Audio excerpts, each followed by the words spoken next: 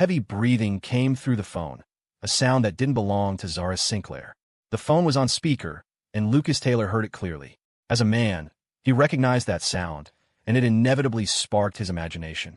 Zara Sinclair wasn't alone. There was a man with her. What was she doing? Or rather, what was she doing with a man? A dark look clouded Lucas Taylor's eyes. He snatched the iPhone from Mr. and Mrs. Sinclair and demanded in an accusatory tone, "Zara Sinclair, what's that noise? What are you doing, and who are you with?" His attitude was exactly like a husband catching his wife cheating. Mr. and Mrs. Sinclair stood by stunned. In their 60s, their hearing had begun to fade, and being hard of hearing, they hadn't caught anything amiss. What bewildered them was Lucas Taylor's intense reaction. The voice from the iPhone made Ethan Young's breath hitch. Though it wasn't hot, sweat beaded on his forehead, trickling down his cheek and into his mouth, tasting salty. Zara Sinclair held the phone in one hand while her other fumbled with his buttons. Ethan Young didn't stop her, merely watching her with an indulgent gaze. Worried she might fall, he steadied her waist with one hand, casually resting the other on the sofa armrest, his eyes lowered. His relaxed expression was deceptive. A closer look would reveal the faint flush of restraint creeping up from the corners of his eyes and the throbbing veins in his neck. Naturally, his breathing and heartbeat were unsteady. Seeing Zara Sinclair's hand move lower and lower, Ethan Young gently grasped her wrist. Annoyed at the interruption, Zara Sinclair snapped, "Get lost." Though just one word, it carried significant weight. She didn't want to waste her breath on irrelevant people. Mr. Sinclair put on an air of authority and scolded, "That's Lucas Taylor. How can you speak like that? You get lost too?" Zara Sinclair's voice turned slightly cold. "This isn't about my attitude anymore. It's about you. If you want to have a peaceful new year, show some sincerity. What's rightfully mine, I won't accept a penny less." So-called parental affection was worthless to her. They needed to take responsibility for their own mistakes. Trying to reconcile with just a few words was pure fantasy. She added a final warning, "Don't even think about guilt-tripping me, because I feel no moral obligation towards you. Think it over before you call me again.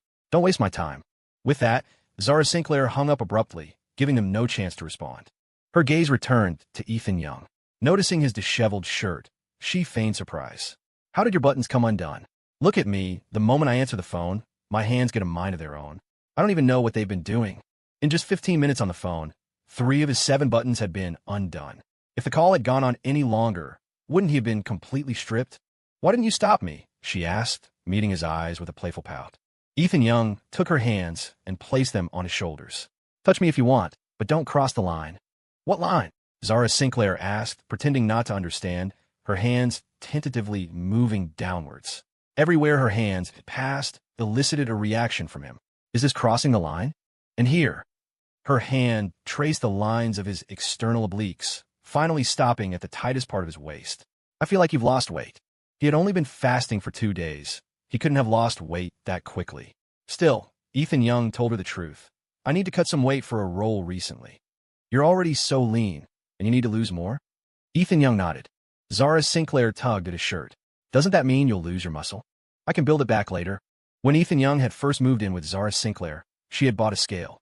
Thinking he was too thin and needed better nutrition to gain some weight, she had Mrs. Ward prepare lavish dinners every day. Ethan Young had just managed to put on a little weight, and now, after only a few days, he had to lose it again. Zara Sinclair's heart ached for him, and Ethan Young felt a warmth spread through him, like floating in a hot spring. Suddenly, Zara Sinclair hugged his waist tightly, pressing her whole body against him. "No one's bothering us now. Let me recharge for a bit." Ethan Young's physique was exactly her type. Slim with clothes on, muscular without, every muscle perfectly proportioned and defined. Once he lost weight, all this would be gone, so she wanted to take the opportunity to recharge fully. Ethan Young gently held her, his movements tender. Men's body temperature is typically higher than women's, and as soon as Zara Sinclair got close, she felt hot, a heat radiating from the inside out. Young men and women in their 20s and 30s are full of vigor. After the first few tastes of each other, they began to crave each other's bodies. Especially Ethan Young, who, after discovering her rhythm, slowly began to explore. Once he understood her limits, he started probing further, kneading, grasping, pulling, vying like a violent storm, the intensity capable of leaving their surroundings in disarray. Asterisk knock knock. Asterisk 2 knocks sounded at the door. "Ms. Sinclair." The food samples you requested have arrived downstairs. Should they be brought to the office or sent to the cafeteria? Forced to slam on the brakes at such a critical moment, neither of them felt comfortable. Ethan Young reacted quickly, draping the jacket that had fallen on the floor over Zara Sinclair. Her eyes sultry. Zara Sinclair licked her lips, clearly wanting more. Her voice was husky. Bring them up. Right away. The footsteps retreated. Zara Sinclair slid off Ethan Young, her legs feeling a bit weak. She pretended to be calm as she straightened her clothes. I need to use the restroom. Although she had initiated things when it came down to it, especially afterward, she still felt shy and passive. Ethan Young steadied her. Are you okay? My legs are a little shaky, no strength. Ethan Young made a move to carry her, but she stopped him. It's okay, I can manage. Watching Zara Sinclair hurry into the restroom on trembling legs, Ethan Young took a deep breath, trying to calm his agitated heart, but it didn't seem to help much. The lingering warmth and scent on his body relentlessly assaulted his self-control. Ethan Young buttoned his shirt, noticing his belt felt looser. He had indeed gotten a bit too carried away, lost in the moment. Less than 10 minutes later, a staff member brought up the food samples. The office was large and well-equipped. An assistant placed the items from the cart onto the table one by one. Frozen dumplings, steamed buns, sausages, instant noodles, self-heating hot pot, spicy gluten strips, chili crisp sauce. They had everything. Zara Sinclair had accomplished a lot these past few days. Not only had she demanded the factory change the recipes, but she had also slightly redesigned the food packaging to be more eye-catching. Do you need help taste testing? Ethan Young asked. Zara Sinclair had intended for Ethan Young to help from the start, but aren't you supposed to be losing weight? A small taste won't hurt. Then I'll make them. The office lacked nothing. Zara Sinclair tossed a sausage into the air fryer and boiled water to steam the frozen items. The once serious office transformed into a relaxed tasting room, filled with enticing aromas. From that phone call, just now, Ethan Young already knew Zara Sinclair had caught the insider causing trouble. What's more, it was Mrs. Sinclair who had let them in, aiming to make Zara Sinclair lose this performance-based contract so Serena Sinclair could get the final inheritance. Zara Sinclair, not one to do things by halves, directly reported Mrs. Sinclair to the police. Now, the factory floor had been renovated, the ingredients switched back to the original suppliers, and they were using the new recipe Ethan Young had provided. Ethan Young tasted a dumpling. The chef had slightly adjusted the ingredient amounts. While the taste couldn't match freshly made, it was excellent for frozen food, far better than the common major brands on the market. Is it good? Zara asked. The sample portions were small, but Ethan Young tried a bit of everything. Delicious, he replied. At the same price point, I'd choose this over takeout any day. You don't just get full, you eat well. It's excellent value. A bag of dumplings like this sells for $20, while the same amount outside would probably cost $30. Plus, some street stalls likely use inferior ingredients. Many takeout places just use pre-prepared meals, full of processed shortcuts. They just microwave it, dump it in a box, and have it packed before the delivery driver even gets there. It's no wonder young people today seem less robust. Zara Sinclair cut off a small piece of sausage and handed it to Ethan Young. Try this too. Currently, the sausage came in 2 flavors, black pepper and original. Ethan Young had bought supermarket sausages before, the 5 or 6 apiece kind, and they couldn't compare to this at all. This one was bursting with meaty flavor and juice. Ethan Young corrected himself. Forget the same price point. I wouldn't trade this even for $100 worth of takeout. Zara Sinclair teased. You're just really hungry. He was indeed hungry. He hadn't felt it much before, but the first bite stoked his appetite. I am hungry, he admitted, but my taste buds are working just fine. Everything here is delicious. I can't find any fault, especially compared to the previous versions. It really is a good recipe you provided, Zara Sinclair praised. Ethan Young responded honestly. My recipe was just for small batches. This success is down to the chef's skill. Zara Sinclair agreed. It tasted great. And it wasn't just her opinion. Public taste tests confirmed it.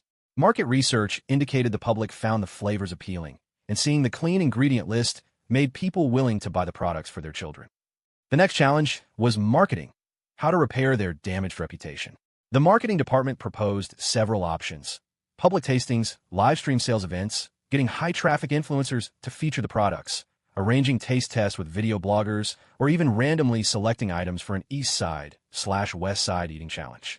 But every one of these strategies cost money. Zara Sinclair wasn't poor, but the performance contract specified a limited budget, most of which she'd already spent on ingredients and factory renovations. That left little for marketing, so she had to find ways to cut costs. No need to pay for publicity, Ethan Young said, meeting Zara Sinclair's eyes.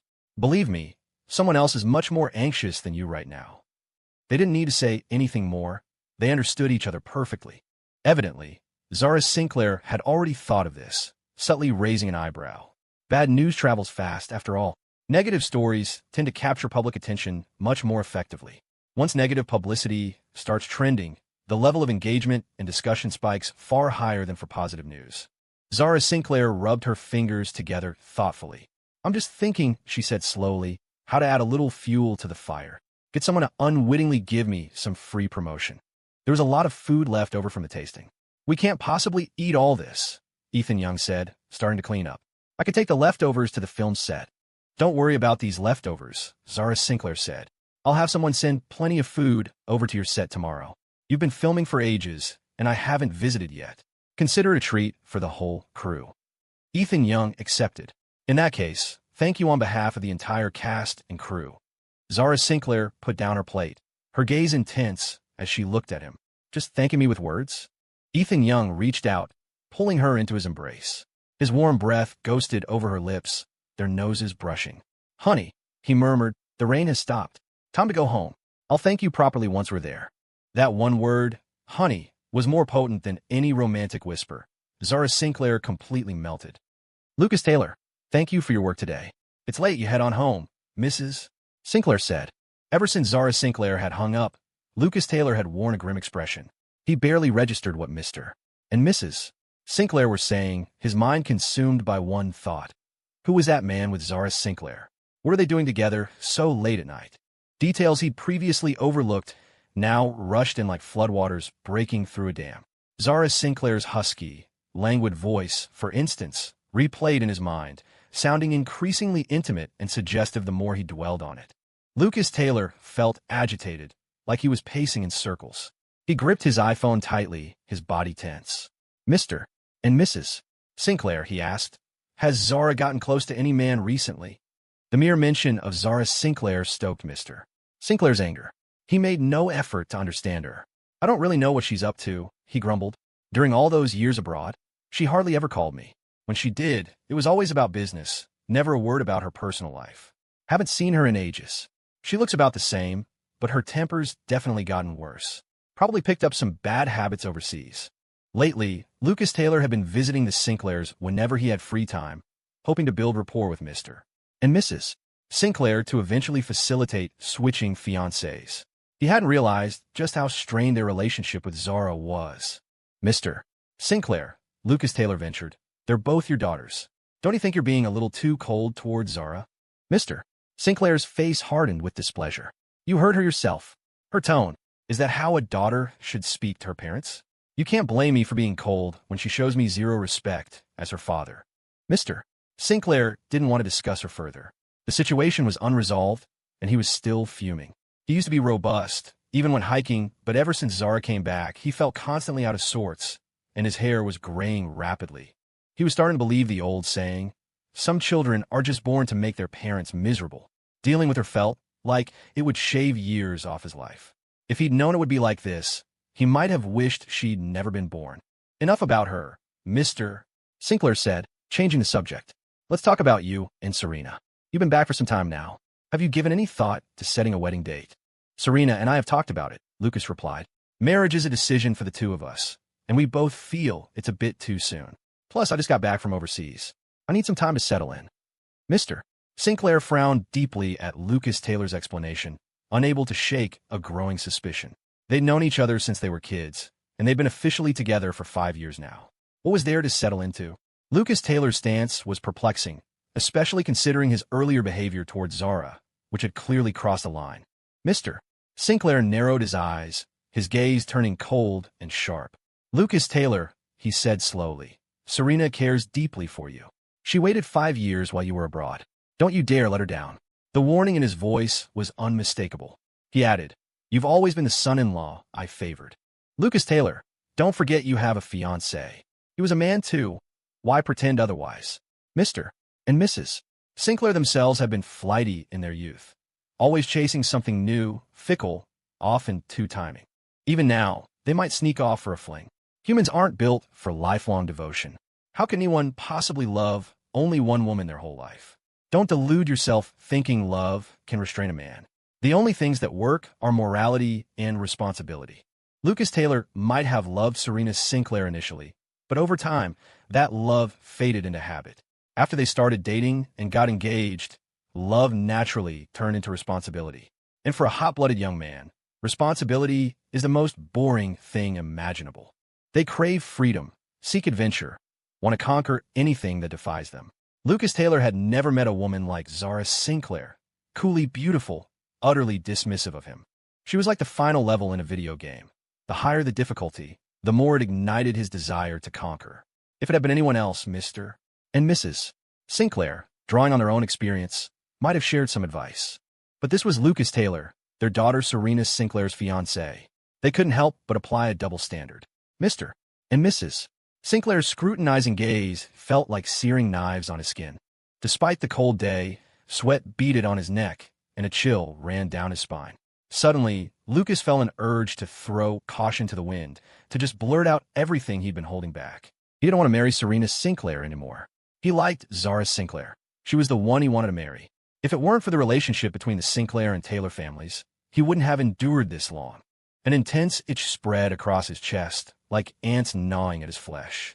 Just as Lucas was about to speak, Mr. and Mrs. Sinclair, as if reading his mind, cut him off. Lucas Taylor, what you like isn't necessarily what's right for you. You cannot wrong Serena Sinclair. You cannot jeopardize the relationship between the Sinclair and Taylor families.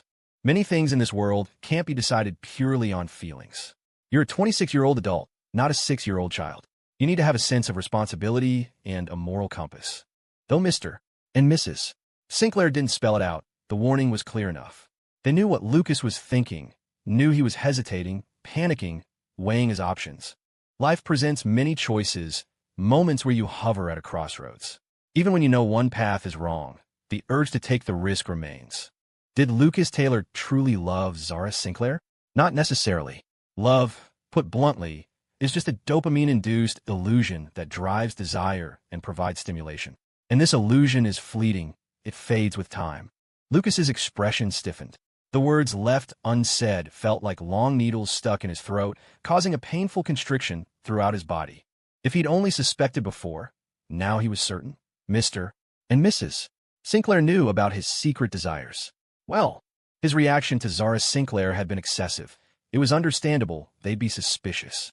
But he hadn't expected them to confront him so directly, warning him that he and Zara weren't suitable, that no one would support them. He didn't need anyone's support. He just needed to have her. If he got Zara Sinclair, would the Sinclair and Taylor families really fall out over it? They were both Sinclair daughters. What difference did it make which one he was with? Mr. and Mrs. Sinclair were only objecting so strongly because they favored Serena.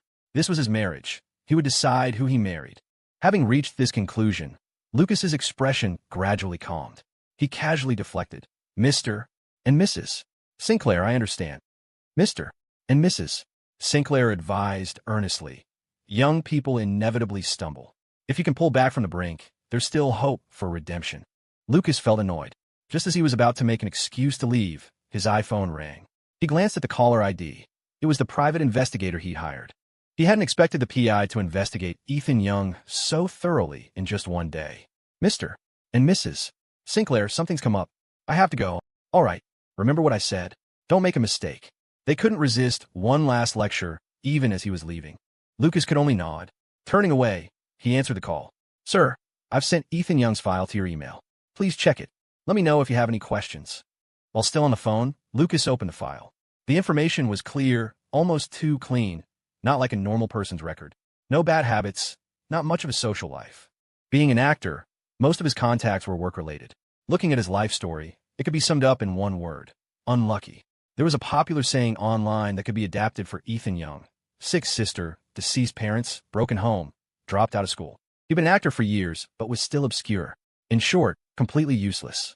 A man like that wasn't worth mentioning. Certainly not fit to be his rival. Crushing him would be as easy as crushing an ant. No bad habits, no real skills. Lucas couldn't figure out what Alice Taylor saw in him.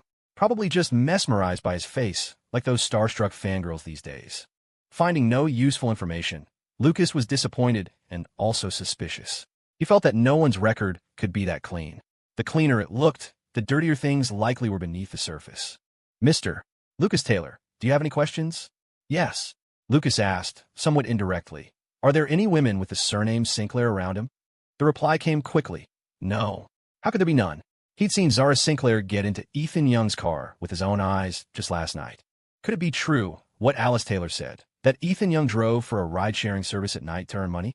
Thinking about it, if Zara Sinclair was the unattainable moon, then Ethan Young was lowly mud. It was impossible to connect the two. During her 5-year contract abroad, there was never any rumor of Zara being involved with any man. The men around her were either employees or business partners met at work functions. She'd always been like that, maintaining her propriety with very few male friends. That's why Lucas had felt secure. Besides, Zara had just returned to the country. How could she possibly know someone like him? Maybe he really was overthinking things, letting his imagination run wild. As for the breathing sounds he thought he heard on the phone earlier, perhaps he'd just been overly tense and misheard. Lucas let out a breath, having scared himself only to talk himself down again. After informing Lucas Taylor, the investigator immediately tipped off Serena Sinclair. Miss Sinclair, I've handled things on Mr. Lucas Taylor's end. Serena asked. Did he ask about anything specific? Investigator. He asked if there were any women with the surname Sinclair around Ethan Young. A jolt went through Serena. She thought Lucas had actually become suspicious of her. She hadn't gone to see Ethan Young recently. Could someone close to her have let something slip to Lucas? Not many people knew about Ethan Young. Zachary Carter, the agency, Sophia Sullivan, Fiona Fitzgerald. Serena mentally went through the list, getting nowhere. People were unpredictable. Who could guarantee they wouldn't spill the beans? A secret was only safe if you kept it to yourself. It seemed she'd have to be careful for the next few days. Weighed down by her thoughts, Serena pondered for a moment before saying, keep watching him. Report his movements to me. Who he's meeting, where he's going. Not long after Serena Sinclair finished her call, Sophia Sullivan and Fiona Fitzgerald arrived. Hearing she'd been injured and hospitalized, they came to visit, naturally, as her good friends. Fiona Fitzgerald, especially, made a dramatic entrance into the executive lounge, shouting, my dear friend, who on earth did this to you? Does it still hurt? So much had happened in just one day. After the incident, her own mother was useless, her father unreliable. Serena Sinclair had been too angry to even eat lunch, and now she was starving. Serena Sinclair leaned listlessly against the headboard, watching Fiona Fitzgerald walk ahead. When did you get back? This morning. Fiona Fitzgerald sat on the chair beside the bed. How did a perfectly good birthday gala end up like this? Who hit you? It was Zara Sinclair. Serena Sinclair's expression turned vicious at the mention of Zara Sinclair. Fiona Fitzgerald knew of Zara Sinclair, a powerhouse, the most capable of their generation, the kind of child everyone else was compared to growing up.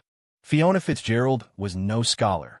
All her intelligence went into having fun, eating, drinking, and playing. Compared to Zara Sinclair, she felt inadequate. Though they knew each other, they didn't interact much. Fiona preferred to keep her distance. Serena Sinclair had never gotten along with Zara Sinclair, bad-mouthing her behind her back since they were kids. As her good friend, Fiona naturally sided with her, sharing her animosity. That's basically assault, isn't it? Didn't you call the police? Serena Sinclair shook her head. Mr. and Mrs. Sinclair told me to just endure it for now. It was understandable. These kinds of family disputes, sisters fighting, were common. It wouldn't look good if it got out, so to save face, they had to smooth things over. Fiona Fitzgerald glanced around the room, then got up to pour herself a glass of hot water. Where's Lucas Taylor? Something this serious happens to you, and he's not here by your side? He stayed with me all night. He only left this afternoon. Fiona Fitzgerald handed the water to Serena Sinclair. Want some? Serena Sinclair took it. Fiona Fitzgerald's gaze lingered on Serena Sinclair. Lucas Taylor is back now. When are you two getting married? It's not certain yet. Fiona Fitzgerald cut straight to the point. Who isn't certain? You or Lucas Taylor? It's Lucas Taylor. He said he wants to wait, talk about marriage later. Perhaps remembering something. Serena Sinclair's expression darkened. She paused, then added, I want to wait a bit too. You don't want to marry him anymore? Serena Sinclair shook her head. It wasn't that she didn't want to marry him. She just didn't want to rush into it. Her marriage to Lucas Taylor was a sure thing. They would get married sooner or later. It was just a matter of time. But lately, she felt a little lost, even though she had been so excited about it initially. There were things she didn't want to admit, like how Ethan Young would pop in her head whenever she closed her eyes. She'd even dreamed about marrying Ethan Young during her nap that afternoon. You haven't fallen for Ethan Young, have you? Her deepest, most shameful secret suddenly exposed. Serena Sinclair was predictably furious. What does Ethan Young have to do with anything? I would never fall for him. Well, since you don't like Ethan Young, you wouldn't mind if I pursued him, right? You two broke things off anyway. Fiona Fitzgerald sat back in her chair, crossing her legs leisurely. Serena Sinclair froze, gripping the cup in her hand. Doesn't that disgust you? Fiona Fitzgerald examined her manicure, a nonchalant smile on her face. Disgusting? Why? It's not like you ever actually used him. Don't be so stingy. I just want to see what it's like. Serena Sinclair reacted strongly. No, you can't touch him. Lucas Taylor already suspects me. Ethan Young can't show up around us. Fiona Fitzgerald was decisive. Then I'll take him abroad. Get rid of the problem for good. Ethan Young won't leave the country.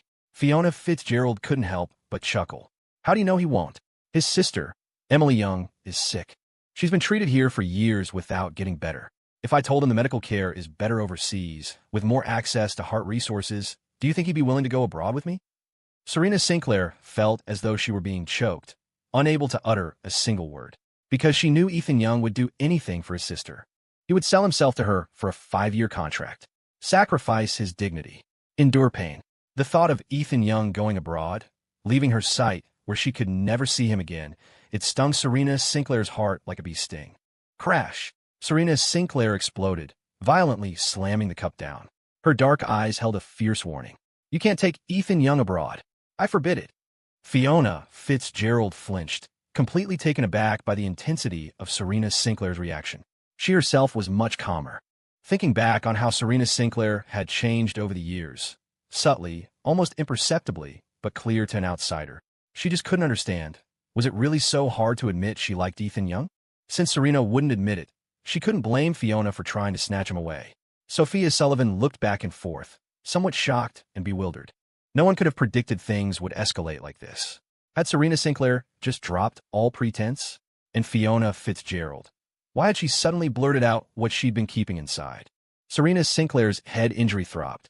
The sudden stress caused splitting pain, and she clutched her head, her face contorted in agony. Sophia Sullivan naturally tended to the patient first, sitting beside Serena Sinclair, soothing her while gently admonishing Fiona. All right, stop provoking her, Fiona. She's injured all over, let her rest. Serena, don't overthink it. Fiona's just teasing you. Fiona Fitzgerald pouted. She wasn't teasing anyone. If she said it, she meant it. She'd had her eye on Ethan Young for a long time. Back when he was still with Serena Sinclair, she hadn't wanted to interfere, but now that they were broken up, what was stopping her? She would pursue him openly, without fear of embarrassment. It was Serena Sinclair, playing both sides, who should be ashamed. Fiona Fitzgerald suddenly found the whole thing tedious. She didn't want to waste any more time on this fake friendship. 3 women make a drama. Amidst the chaos, Jessica Taylor arrived, her voice heard before she even appeared. Serena, I came to see you. As soon as Jessica Taylor entered, she sensed the tense atmosphere, wondering if she'd come at a bad time. Fiona, Sophia, what were you talking about? Another one after Ethan Young, Fiona Fitzgerald thought. She stood up, pulling her lips into a lazy smile. Nothing, Sophia Sullivan said. Come in, sit anywhere. What's that you're carrying? I bought some cherries. Jessica Taylor brought the fruit in. Serena, would you like some? I can wash them. Serena Sinclair, slowly recovering from her headache, replied, I don't want any. I'll just leave them here then. Jessica Taylor didn't sit down after coming in, but stood by the bed and asked caringly, Does your wound still hurt? It's okay now. Where's my brother? Where did he go? On her way over, Jessica Taylor had been thinking that if she saw Lucas Taylor at the hospital, she would apologize. He had something to take care of, so he left. Jessica Taylor muttered to herself, Asterisk, what could he possibly have to do? He never does anything. Asterisk. Jessica Taylor had a lot she wanted to discuss with Serena Sinclair, like asking about Zara Sinclair, but she didn't know how to bring it up. After mentally rehearsing her words, she finally asked, Serena, what's your relationship like with Zara Sinclair? Do you know her well? How has she been lately? 3 questions in a row, all about Zara Sinclair, the very person Serena Sinclair least wanted to talk about right now. Just mentioning her made Serena's wound ache. Not great. The curt, 2-word reply cut off whatever Jessica Taylor was about to say next. She could only stand there awkwardly. Oh, okay. After a moment, Serena Sinclair suddenly asked her, "That necklace you mentioned last night, what kind was it?" When Serena Sinclair mentioned the necklace, Alice Taylor immediately played dumb. "What necklace? Your brother was there last night. What did you mean about that necklace?" "Oh, that." Since Lucas Taylor hadn't given it, Alice Taylor couldn't say much more. She laughed nervously. "I thought my brother's gift yesterday was going to be a necklace, but it turned out to be a bracelet instead." "Is that really it?" Serena Sinclair eyed her skeptically. Alice Taylor just nodded vaguely. In truth, she was just as confused. She couldn't understand why Lucas Taylor would buy a $20 million necklace and then not give it to Serena Sinclair yesterday, opting for a $200,000 bracelet instead. Does giving a necklace require a special occasion? Yesterday certainly hadn't been very auspicious. If it had been, Serena Sinclair wouldn't have gotten beaten up. "Last night, you also mentioned Ethan Young." Serena Sinclair abruptly changed the subject. "Why did you suddenly say he was great and that you understood him? Have you two met?" As she spoke of Ethan Young, her gaze sharpened, carrying an intimidating pressure. Even someone as oblivious as Alice Taylor could sense the danger. Serena Sinclair masked her expression well, but couldn't hide the hostility in her eyes. Alice Taylor didn't know how she'd provoked her, but mentioning Ethan Young clearly made her feel a bit flustered too. "Ethan Young, you got your eye on Ethan Young too?" Serena Sinclair's eyes scanned her, every word dripping with sarcasm. Alice Taylor's heart sank. She felt a mortifying sense of having her privacy invaded, wishing she could disappear. Alice Taylor's expression stiffened slightly as she struggled to remain calm. "No, I haven't." It was undeniable that Alice Taylor was interested in Ethan Young. Coming here today was also partly to find out more about Zara Sinclair through Serena. "Then tell me, how much do you know about him?" Alice Taylor hesitated, wondering whether to tell Serena about the movie. Just as she was about to speak, Fiona Fitzgerald, sitting nearby, coughed twice. Alice Taylor lowered her head. "I don't know much about him." After that, no matter what Serena Sinclair asked, Alice Taylor remained silent. Serena Sinclair was seething with anger she couldn't vent. She felt terrible, convinced everyone around her had wronged her. Mr. and Mrs. Sinclair couldn't handle Zara Sinclair. Lucas Taylor was hiding something. Fiona Fitzgerald had returned only to try and steal from her. And now Alice Taylor was playing games too, not saying a single truthful word. Serena Sinclair was pathological, sensitive, suspicious, and intensely possessive and controlling. Her belongings, even things she considered trash, she'd rather destroy than let anyone else have. Serena Sinclair once had a cat, a beautiful rag doll that loved attention and would let anyone hold it. One day, she came home and saw the cat affectionately approaching Zara Sinclair, rubbing against her, acting cute, even rolling over to expose its white belly. That night, Serena threw the cat off the balcony. She wouldn't tolerate anyone else desiring her cat, nor would she stand for her cat getting close to someone she despised. If she found out, she'd rather kill the cat. Serena Sinclair had a vicious streak, and those around her knew her temper well enough not to provoke her deliberately. But today, Fiona Fitzgerald had crossed the line, because she'd set her sights on Ethan Young, coveting someone she had no right to. Asterisk, how dare Fiona Fitzgerald desire Ethan Young? How long had she been thinking this way? Asterisk, Serena Sinclair narrowed her eyes, recalling how Fiona used to constantly put Ethan Young down in front of her. Looking back, wasn't that just trying to drive a wedge between them? Alice Taylor felt increasingly uncomfortable. Everyone's expressions seemed odd, and the atmosphere was tense. She'd been there less than 15 minutes and already wanted to leave. Alice Taylor clutched her iPhone. "Serena, I need to head out. I have an early call time for filming tomorrow." Serena Sinclair murmured an acknowledgement, her eyes downcast, showing no real reaction. "Wait, I'll leave with you," Fiona Fitzgerald said, grabbing her bag. She shot Serena a flirty look, acting as if nothing was wrong. "Serena, let's chat another time. Bye." Serena Sinclair remained silent, simply watching them leave with a cold stare. Fiona Fitzgerald, feigning ignorance, sashayed after Alice Taylor in her high heels. Once they were out of the room and inside the elevator, Alice Taylor's smile dropped. Glancing at Fiona Fitzgerald reapplying her lipstick in the mirrored wall, she asked quietly, "Fiona, do you like Ethan Young?" Fiona Fitzgerald pressed her freshly painted lips together and admitted freely, "Yes. I'm planning on going after him." Alice Taylor tried to gently dissuade her. "You should give up. It'll never happen between you two. If it's impossible for me, what makes you think it's possible for you? Don't think I haven't noticed your little crush." Fiona Fitzgerald capped her lipstick, the corners of her eyes lifting in a sultry, knowing smile. Alice Taylor paused, then tried to explain, "Okay, I do have some feelings for him, but it's just because I got too invested in my role. It happens to actors, it's normal. Once filming wraps up, it'll fade in a week or two. You actors are something else. Filming all year. How many people do you fall in love with because you're in character? If you get a boyfriend, is he going to be cheated on constantly?" Alice Taylor flushed. "It's not like that with every movie. Just this one then." Fiona Fitzgerald crossed her arms. "Admit it, Alice Taylor. You like Ethan Young. There's no shame in it. The more people like him, the better he must be. Let's compete fairly. I won't get in your way, and you don't get in mine." Alice Taylor clenched her fists. "He won't like you, Fiona. I'm just trying to warn you. If your good intentions make me uncomfortable, then they aren't really good intentions, are they?" Alice Taylor was speechless. Fiona Fitzgerald's brazen attitude was off-putting, but also enviable. Alice Taylor couldn't help wondering, if Ethan Young weren't married, would she be as bold as Fiona in pursuing him? Back in the hospital room, people left one by one, until only the anxious Sophia Sullivan remained. Everyone was gone. So what about her? Who would take her with them? Serena Sinclair's face was frighteningly dark. "Sophia Sullivan, did you know that Fiona Fitzgerald likes Ethan Young?" Sophia Sullivan quickly shook her head. "I didn't know." It wasn't that she didn't know. She didn't dare say she knew. Because it wasn't just Fiona. She had feelings for him too. If Serena Sinclair ever found out, a storm would surely follow. Serena Sinclair gripped the blanket tightly, completely forgetting the injury on her hand. Extreme rage made her oblivious to the pain, until her fingers started bleeding where she gripped too hard, forcing her to release her hold. "Sophia Sullivan, who else can I trust besides you?" Too many people around her had lied and hidden things from her. She didn't dare trust anyone anymore. Don't take what Fiona said too seriously. She was probably just talking. When it comes down to a man versus her friend, she'll definitely choose you. "No." Serena Sinclair shook her head. The look in Fiona's eyes was serious. She really intends to take Ethan Young abroad.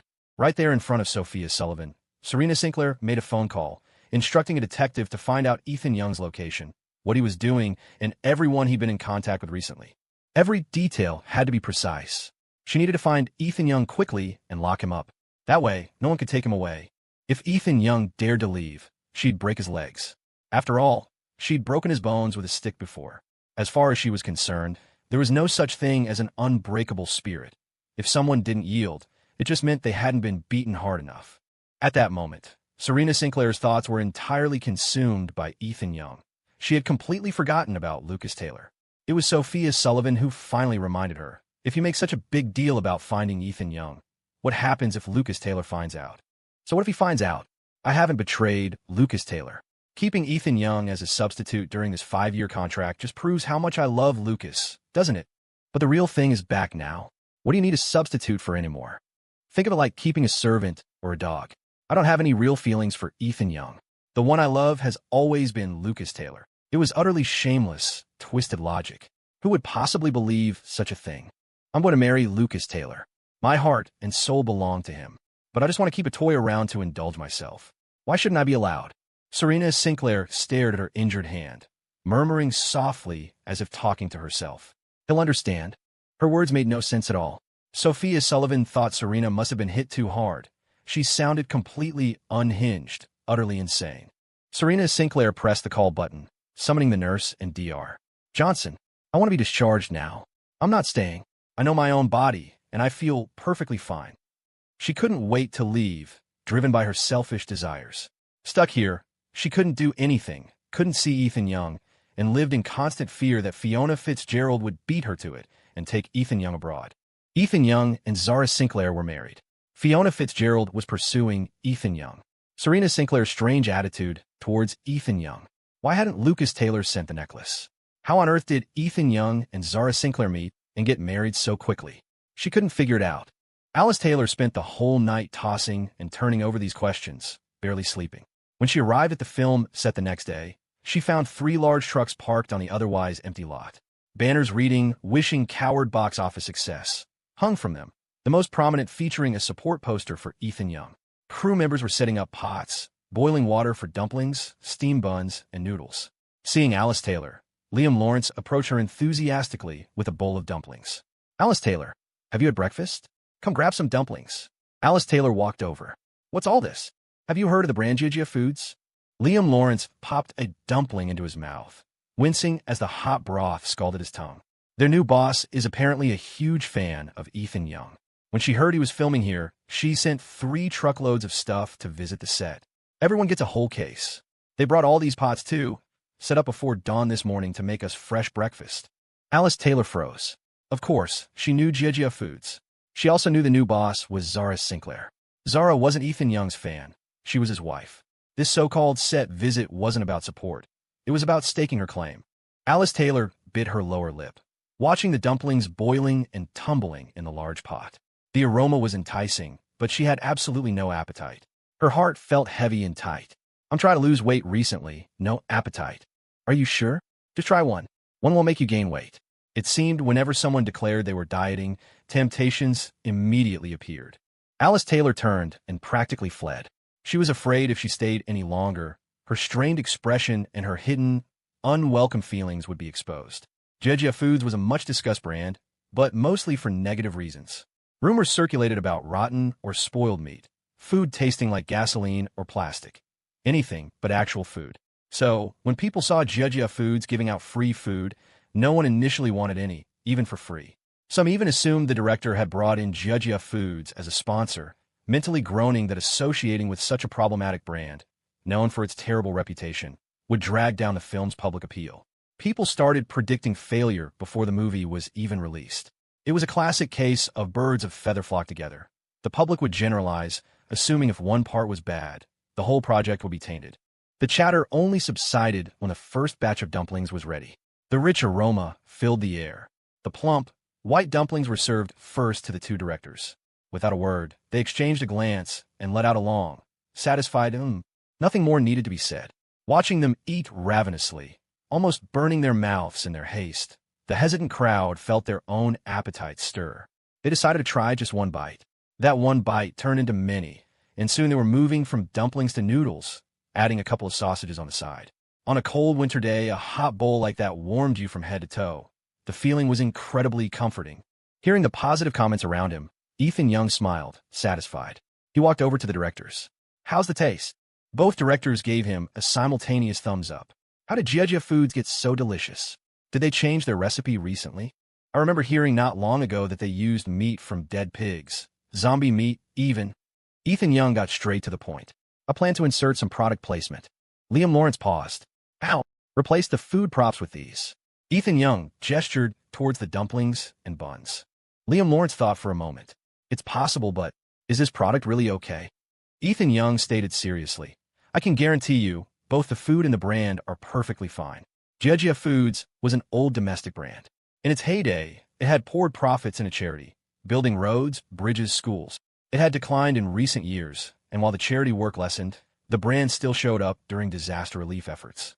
Ethan Young himself was the main investor in this film, so ultimately his word was law. But one thing piqued their curiosity. Liam Lawrence leaned in, full of gossip.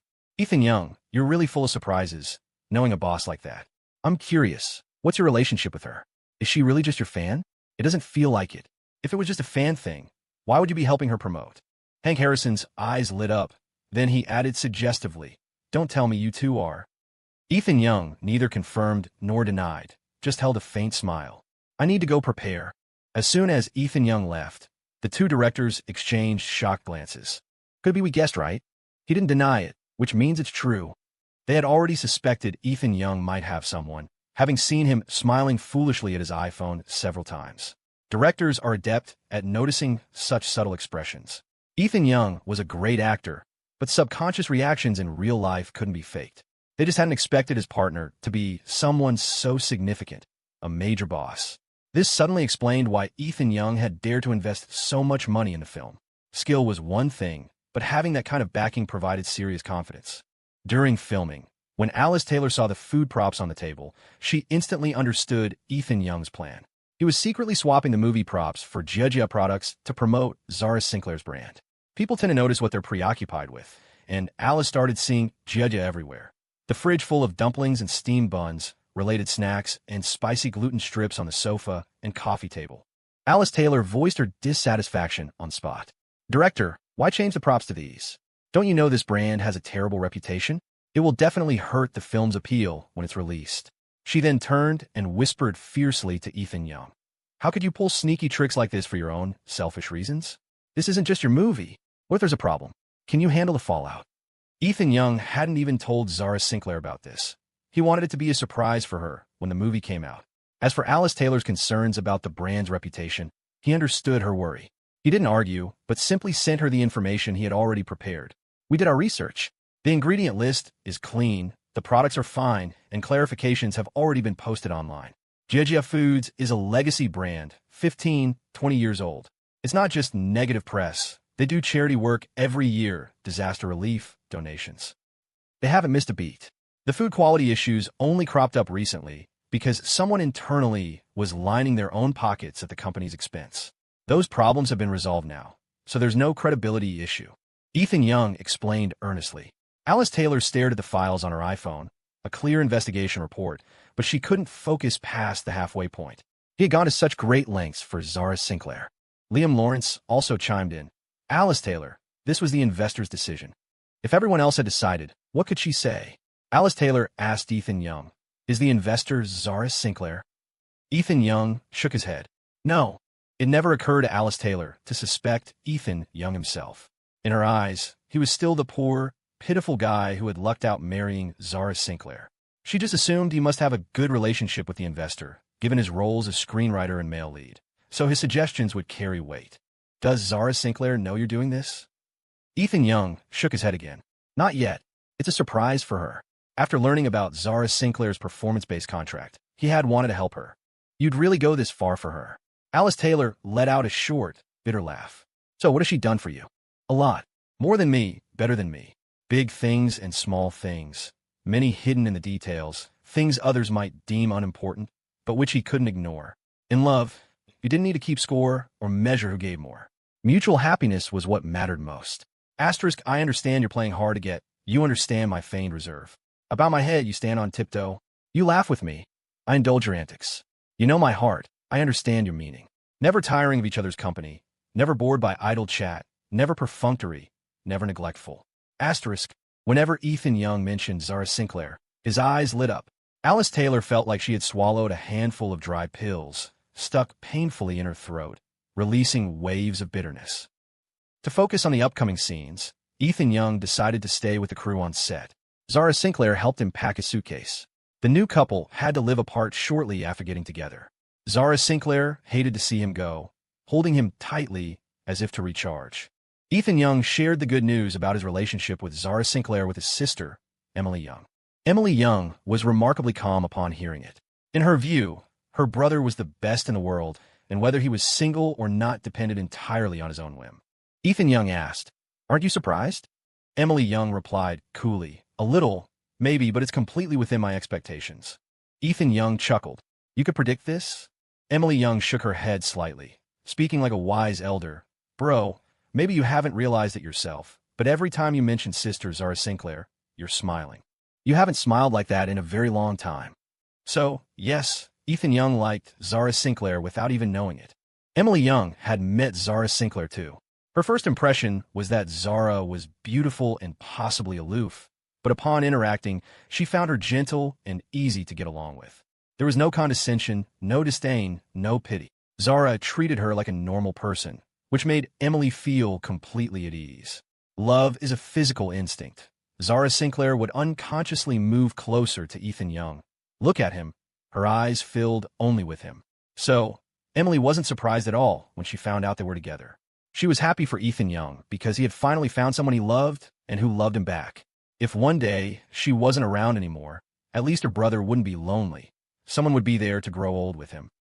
On Ethan Young's first day staying with the crew, Fiona Fitzgerald launched her aggressive pursuit, sending flowers, lattes, and banners, irritating Alice Taylor so much she could barely act.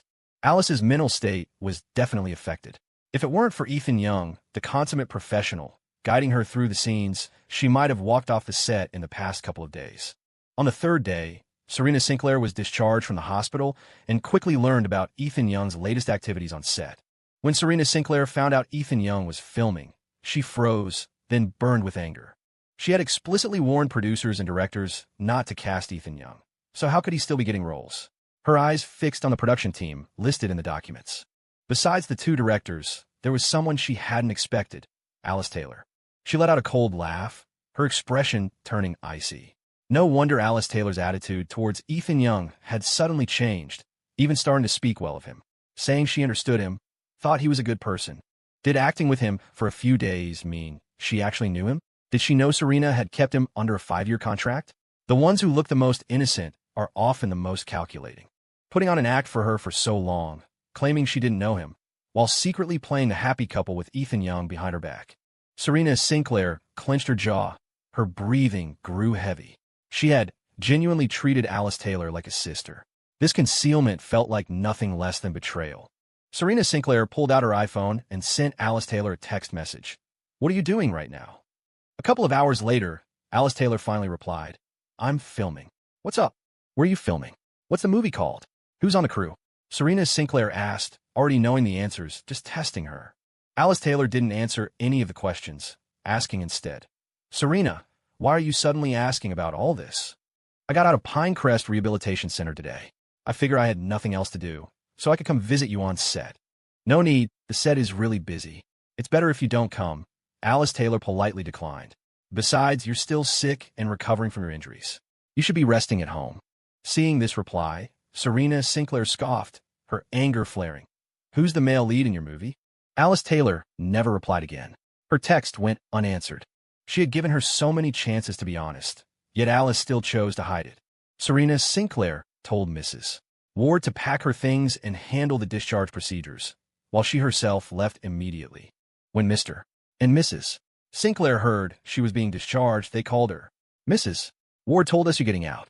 Are you feeling better already?" "Yeah, I'm fine now." In reality, she wasn't fully healed. Her finger was newly scabbed over, itching and stinging intermittently. It couldn't get wet, so she needed help washing up. The slap mark on her face and the bump on her head hadn't faded either, requiring concealer to hide. "Since you're better, come home and spend some time with your mother. She hasn't been feeling well lately." Serena Sinclair wasn't pleased. If she's not feeling well, she should see Dr. Johnson. Why call me? In her family, her mother was the most useless. She couldn't handle anything Serena asked her to do. Speaking to her father, Serena Sinclair's tone held a note of annoyance. "Dad, I can't talk right now. I'm busy promoting my new movie."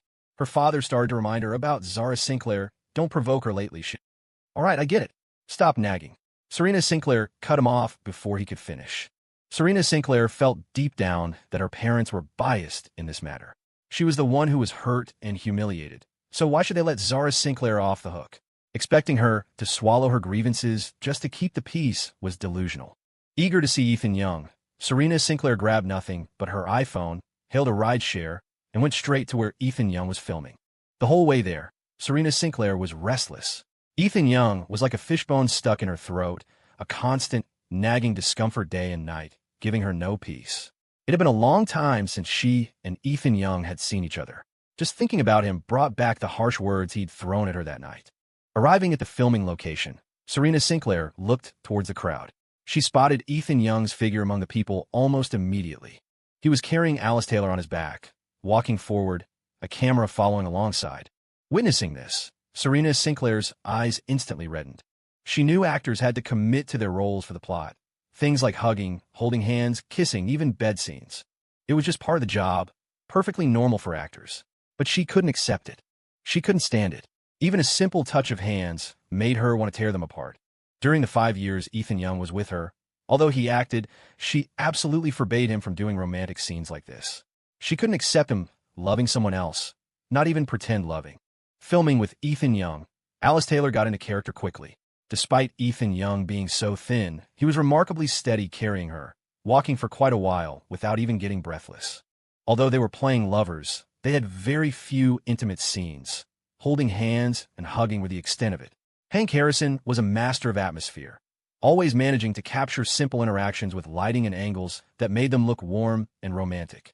Sometimes, watching the playback, Alice Taylor would get a strange feeling, as if she and Ethan Young really had been in a long relationship. Alice Taylor rested on Ethan Young's back, trying hard to steady her racing heart, concentrating fully on her lines. But in this seemingly calm moment, Alice Taylor sharply sensed an unusual gaze. She had an almost preternatural sensitivity to being watched, especially when the gaze carried such strong hostility. It was impossible to ignore. Alice Taylor followed the line of sight, and her eyes widened in shock when she saw Serena Sinclair's face. Guilt made her movement stiffen. Ethan Young asked her what's wrong. The director hadn't called cut, so they had to keep acting. Alice Taylor quickly recovered, masked her panic, and continued the scene. Fortunately, the scene wasn't long and ended quickly. Alice Taylor got off Ethan Young's back, wondering how Serena Sinclair had found this place. She had specifically told her not to visit the set, so why was she here? And what was with the look Serena Sinclair was giving her? Full of hostility and disgust, like catching your boyfriend's mistress. It was unsettling. Alice Taylor felt a wave of discomfort. Serena Sinclair's cold expression didn't waver. Instead of approaching directly, she took out her iPhone, found Liam Lawrence's number, and called him. When the call connected, Serena Sinclair said directly, "Liam Lawrence, I heard you're working on a movie with Hank Harrison recently. I happen to be passing by. Mind if I visit the set? After all, the actors under you are old acquaintances of mine. I'd like to say hello." When Liam Lawrence saw it was Serena Sinclair calling, a bad feeling immediately surfaced. Who just drops by a set for no reason? And old acquaintances? More like old enemies. Liam Lawrence remembered the threats Serena Sinclair had made within the industry circles. He laughed awkwardly. "We're still working right now, Serena Sinclair. Maybe it's best if you don't." "No, maybe about it. I can already see you." "See them?" Liam Lawrence looked up, scanning the area, and finally spotted Serena Sinclair outside the main crowd. He wasn't the only one. Ethan Young had seen her too, even earlier than Alice Taylor had. Although Serena Sinclair wasn't speaking harshly, even wearing a gentle smile, the coldness radiating from her was intense and intimidating. Liam Lawrence subtly signaled a crew member, then gripped his iPhone tighter and walked over to greet her. "Serena Sinclair, long time no see." Serena Sinclair lowered her iPhone. "Liam Lawrence, may I come in now?" "Of course." Liam Lawrence discreetly glanced around Serena Sinclair, confirming she was alone, without bodyguards, unlikely to cause a scene. Liam Lawrence wasn't exactly afraid of her. He just preferred to avoid trouble. Serena Sinclair sneered. "Liam Lawrence, you'll really hire anyone, won't you?" Liam thought to himself that it was mostly because Ethan Young brought in serious money and the script was great. Otherwise, he wouldn't have dared. "Who are your investors? Did they insist on Ethan Young, or was it your decision as the director?" Liam didn't answer, asking cautiously instead. "Serena Sinclair, may I ask, what exactly did Ethan Young do to offend you?" "He displeased me." Liam froze. Just because she was displeased? She was threatening to blacklist him over that. That was ruthless. Ruining someone's livelihood was a serious offense. "If there's some misunderstanding, let's talk it out. Ethan Young is a good actor. Telling him he can't take roles, isn't that essentially ruining him?" Ethan Young was a good actor. Over the month Liam had worked with him, he'd clearly seen his growth. Just when Liam thought Ethan had reached his limit, he'd do even better the next time, as if his potential was infinite. Dedicated, professional young actors like Ethan Young were truly rare in this industry. Liam couldn't bear to see such talent buried. Serena said harshly, "I want to ruin him." Liam was speechless. There's a certain type of person who's simply jealous of others' goodness. The better someone else is, the more it highlights their own flaws, so they want to destroy it. Liam figured Serena Sinclair was pathologically jealous. To put it bluntly, she was sick, mentally ill. She needed psychiatric help before she spent her days persecuting people for kicks. Perhaps his thoughts showed in his eyes because Serena snapped furiously, "What kind of look is that?" Liam snapped back to reality, his expression shifting as he scrambled for an excuse, just as Alice Taylor walked over. "Serena, what brings you here?" It wasn't hard to detect the hint of annoyance in Alice Taylor's voice. Serena Sinclair couldn't stay calm, especially after seeing Alice Taylor. Her gaze grew even more menacing, startling Alice into stopping short. Serena didn't waste words. "How long have you been filming with Ethan Young?" Alice thought for a moment, then answered meekly, "About a month." "Why didn't you tell me you've been working together for so long?" Alice didn't know why she felt guilty. Serena wasn't Zara Sinclair, and besides, she and Ethan Young were just filming a movie. It was normal work. Why was Serena questioning her with that tone, as if she were catching her husband with a mistress? As the youngest daughter of the Taylor family, Alice had also been spoiled growing up, treated no less grandly than Serena Sinclair. Suppressing her discomfort, she explained, "I thought about telling you before, but you have such strong opinions about Ethan Young, I didn't know how to bring it up." It was the truth. She had planned to mention it the night of Serena Sinclair's birthday gala, but her brother had interrupted her. Serena Sinclair scoffed, starting a rumor right there in front of everyone. "You knew Ethan Young was scum? and you still dare to act with him? Aren't you afraid this movie won't even get released because of him? Alice quickly retorted, he's not scum. Serena, you don't believe me? Alice said seriously, I believe what I've seen with my own eyes. You've only known him a month. How much could you possibly have seen? Serena suddenly grabbed Alice Taylor's hand. You're forbidden from filming this movie any further. Come back with me. Alice stared in disbelief, suddenly thinking Serena and her brother were a perfect match, both telling her to quit her job and come home at the drop of a hat. This was her business. Why did everyone feel the need to stick their nose in? The more Alice thought about it, the angrier she got, her tone growing colder. I'm not quitting.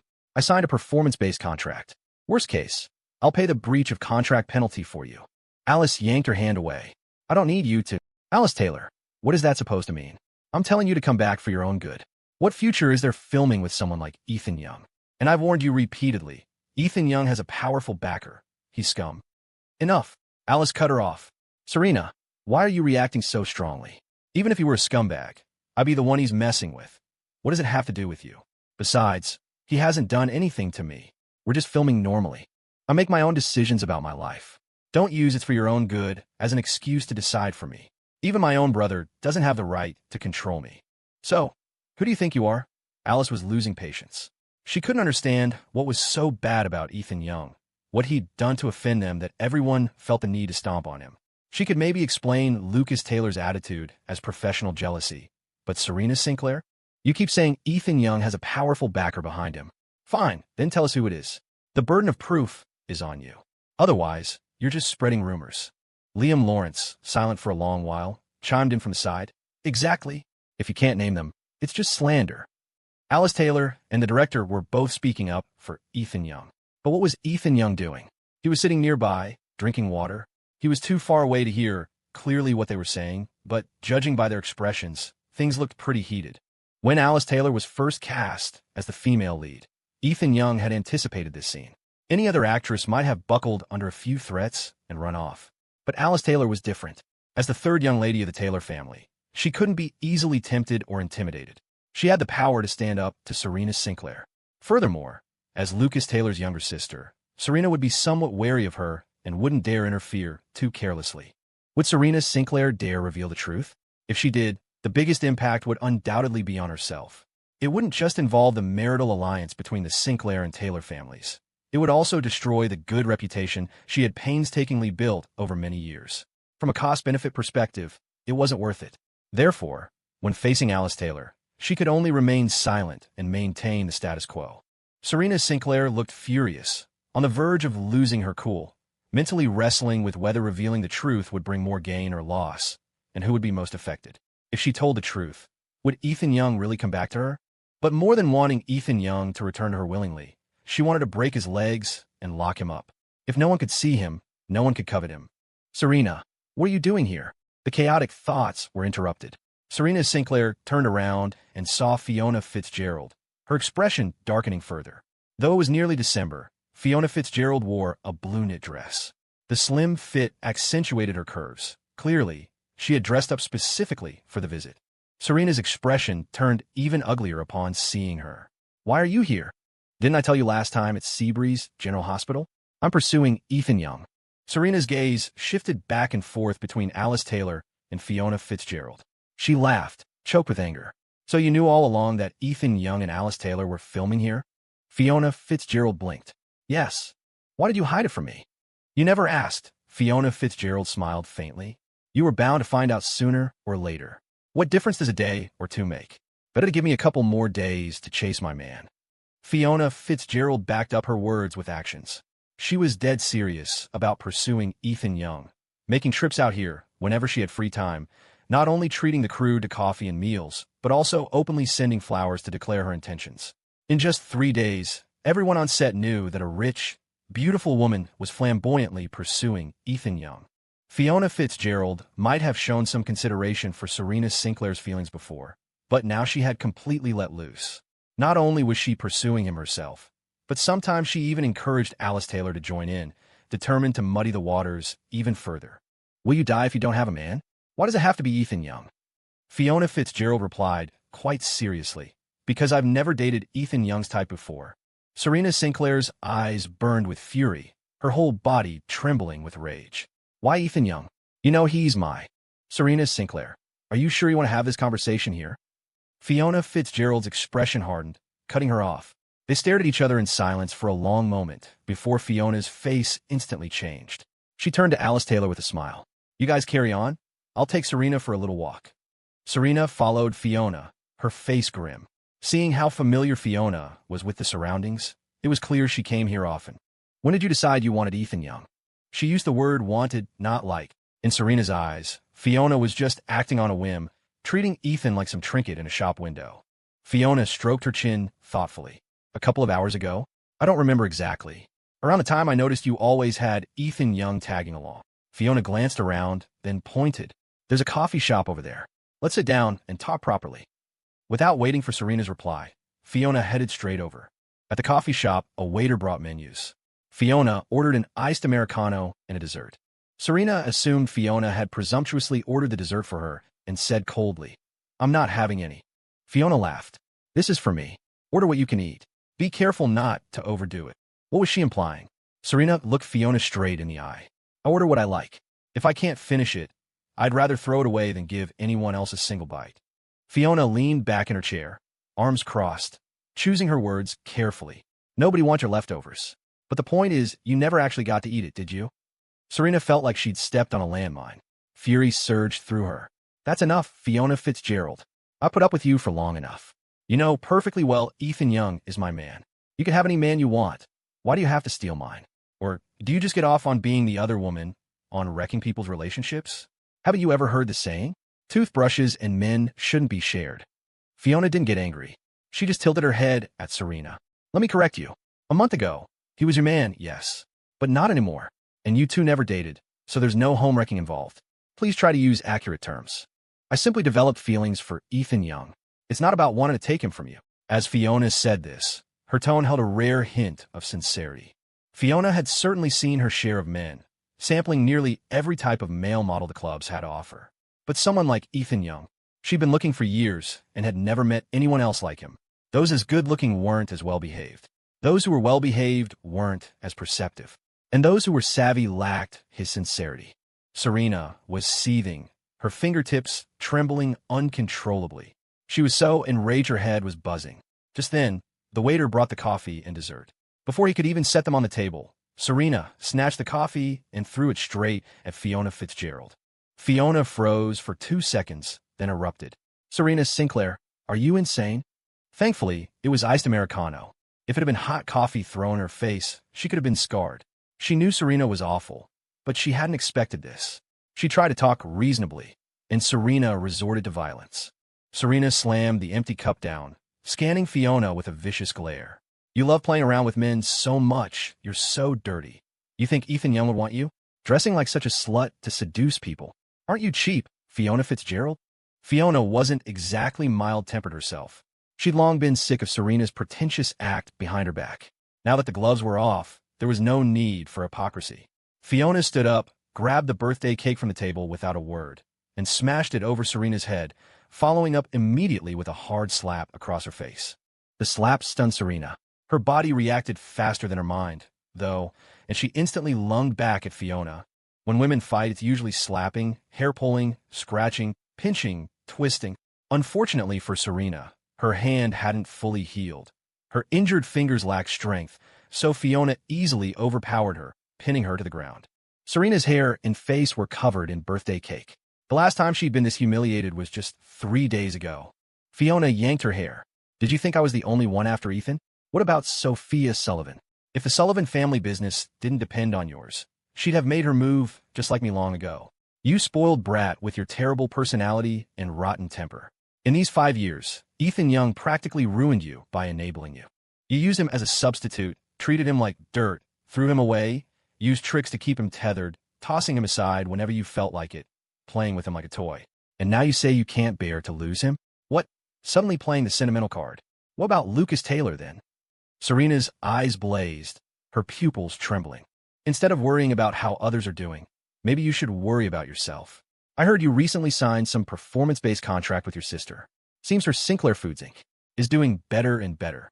You, on the other hand, tough year for the film industry, wasn't it? Lost quite a bit, I bet. Everything's riding on this last movie. Fiona pressed on aggressively, relentlessly, her words tumbling out too fast for Serena to get a word in. If you want to make a huge scene today, I won't stop you. But you'd better think carefully if you can handle the consequences. If it gets out that you were keeping a substitute lover while engaged, what do you think the public will say? Will your audience still buy what you're selling? Serena gasped for breath, her body shaking with a mixture of rage and shock. She truly hadn't realized that all her best friends had their eyes on Ethan Young. If she had known, she would never have brought him around them. Her face turned deathly pale, making her bloodshot eyes look terrifyingly red, as if she wanted to tear Fiona apart alive.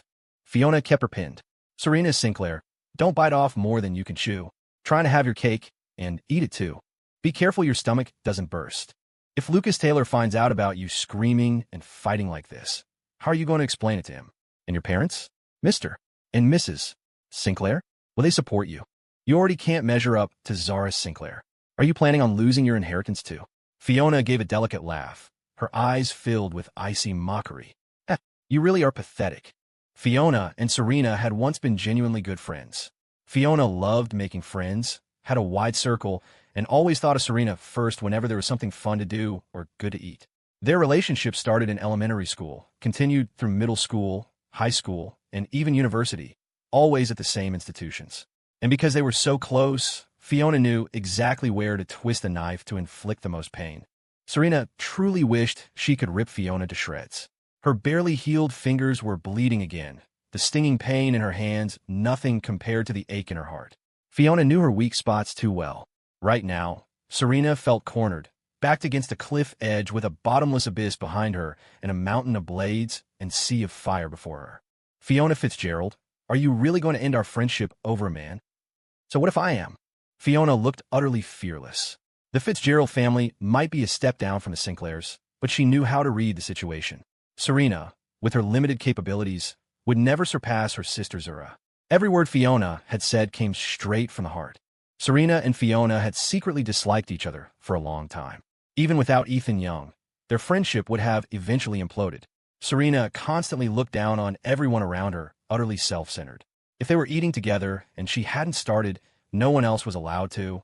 She was controlling, loved lecturing people, and dished out sarcastic remarks without hesitation, showing no respect for anyone. No one could stand that kind of personality. Fiona had had enough. She genuinely admired Ethan Young's resilience and was truly attracted to him. With his self-control, he was destined for great things once he was free of Serena. The commotion had drawn attention. Other customers in the coffee shop were staring, and some passersby had even taken out their iPhones to record videos and take pictures. The waiter stood helplessly to the side, unsure whether to intervene or not, only managing to verbally plead with them to stop fighting. Fiona felt the sting of humiliation. This public catfight, being gawked at by strangers, she had never been so embarrassed in her life. It should have ended with just words, but Serena had to get physical. Now look at the mess. Fiona looked at Serena's face, now marred by fresh injuries. Just out of the hospital, and likely heading back in. When adrenaline surged, you entered a kind of frenzied, chaotic state, focused only on hurting the other person, oblivious to the severity of the blows or the pain itself. Only when it stopped did the pain slowly creep in. Fiona released Serena first, but Serena still had a tight grip on her hair. Serena Sinclair, let go. Haven't you embarrassed yourself enough? Their former sisterly bond had turned into bitter enmity, worse even than enemies. Serena's hair was a mess, her expression murderous, as if ready to kill the person before her. Just as Fiona braced for another attack, Serena violently flung her hand away and spat out a final, empty threat. Just wait. All of you, just wait. Serena Sinclair fled, covering her face. She staggered, looking as if she might collapse at any moment. Being suddenly backstabbed by two friends like that had left her reeling. The usual confident pride on her face had cracked. She'd never imagined that because of Ethan Young, she would turn against friends she'd known for over a decade, becoming bitter enemies, tearing each other down. Stepping out of the coffee shop, a cold wind hit her face, stabbing her like countless icy blades. Every breath hurt. There wasn't a part of her that didn't ache. Serena Sinclair felt lost, unsure of what to do. She didn't want to lose Ethan Young. She didn't want to break up with Lucas Taylor. And she certainly didn't want to lose to Zara Sinclair or be looked down on by people like Fiona Fitzgerald. Serena Sinclair had never felt so confused, like she was sinking in quicksand, unable to climb out no matter how she struggled. Her body felt heavy, her spirit exhausted. Suddenly, she found herself standing in front of a large building, catching her reflection in the glass. Her hair was a mess, topped with birthday cake frosting. Her cheeks were red and swollen, and a bloody scratch, from what she didn't know, marked her forehead. She looked disheveled and ugly, unrecognizable even to herself. How had she ended up like this? Serena Sinclair touched the wound on her forehead, then looked down at her scratched hands. The next second, she sank to the ground, hugging herself tightly. Why did they betray her? Why did they wrong her? Why did they leave her? Was it really all her fault they'd reached this point? Weren't they even a little bit wrong? Fiona Fitzgerald's words echoed relentlessly in her ears, impossible to shut out even when she covered them. The pain was unbearable, with nowhere to go. Her head felt like it was about to explode. She hated everyone. Serena Sinclair was gone, but things weren't over. Inside the coffee shop, Fiona Fitzgerald, her face grim, dabbed at the coffee and birthday cake stains on her clothes with a napkin. Then, she took out her iPhone, paid the bill via QR code, and gave the waitress an extra tip to clean up the floor. Serena had made a clean getaway, leaving Fiona to handle the mess. Not just paying the bill, but also needing to ask the owner to deal with the surveillance footage. The onlookers who had been watching the spectacle had scattered quickly. Fiona could manage the cafe's security footage, but not what might be on other people's iPhones. She had no idea how many people had recorded videos or taken pictures. Let spread, then. She hadn't lost the fight anyway. She wasn't the one who should be embarrassed. Comparatively, Serena Sinclair's humiliation was far greater. Fiona let out a frustrated sigh, looking at her ruined manicure and the scratches on her arm, fury bubbling up inside her. Serena Sinclair really needed to check into a mental hospital and get her head examined. After a moment, Fiona pulled out her iPhone and sent a text message to Sophia Sullivan, briefly recounting what had just happened and telling Sophia to brace herself. Back when Serena and Ethan were together, she and Sophia had discussed it behind Serena's back. As soon as their contract ended, they'd both line up to date Ethan Young. A 5-year contract was too long. They could do it daily. She figured Ethan would probably agree. Who knew Serena would lose her mind and refuse to honor the agreement? She kept clinging to Ethan even after they'd separated, completely neglecting Lucas Taylor. Sometimes you think you're playing with a toy, but really, the toy is playing you, and you're too caught up to even realize it. Serena Sinclair had appeared suddenly and been just as suddenly called away by Fiona Fitzgerald. Alice Taylor mulled over Serena's unfinished words, sensing a hidden meaning. If Ethan Young really did have a patron, it had to be Zara Sinclair, right?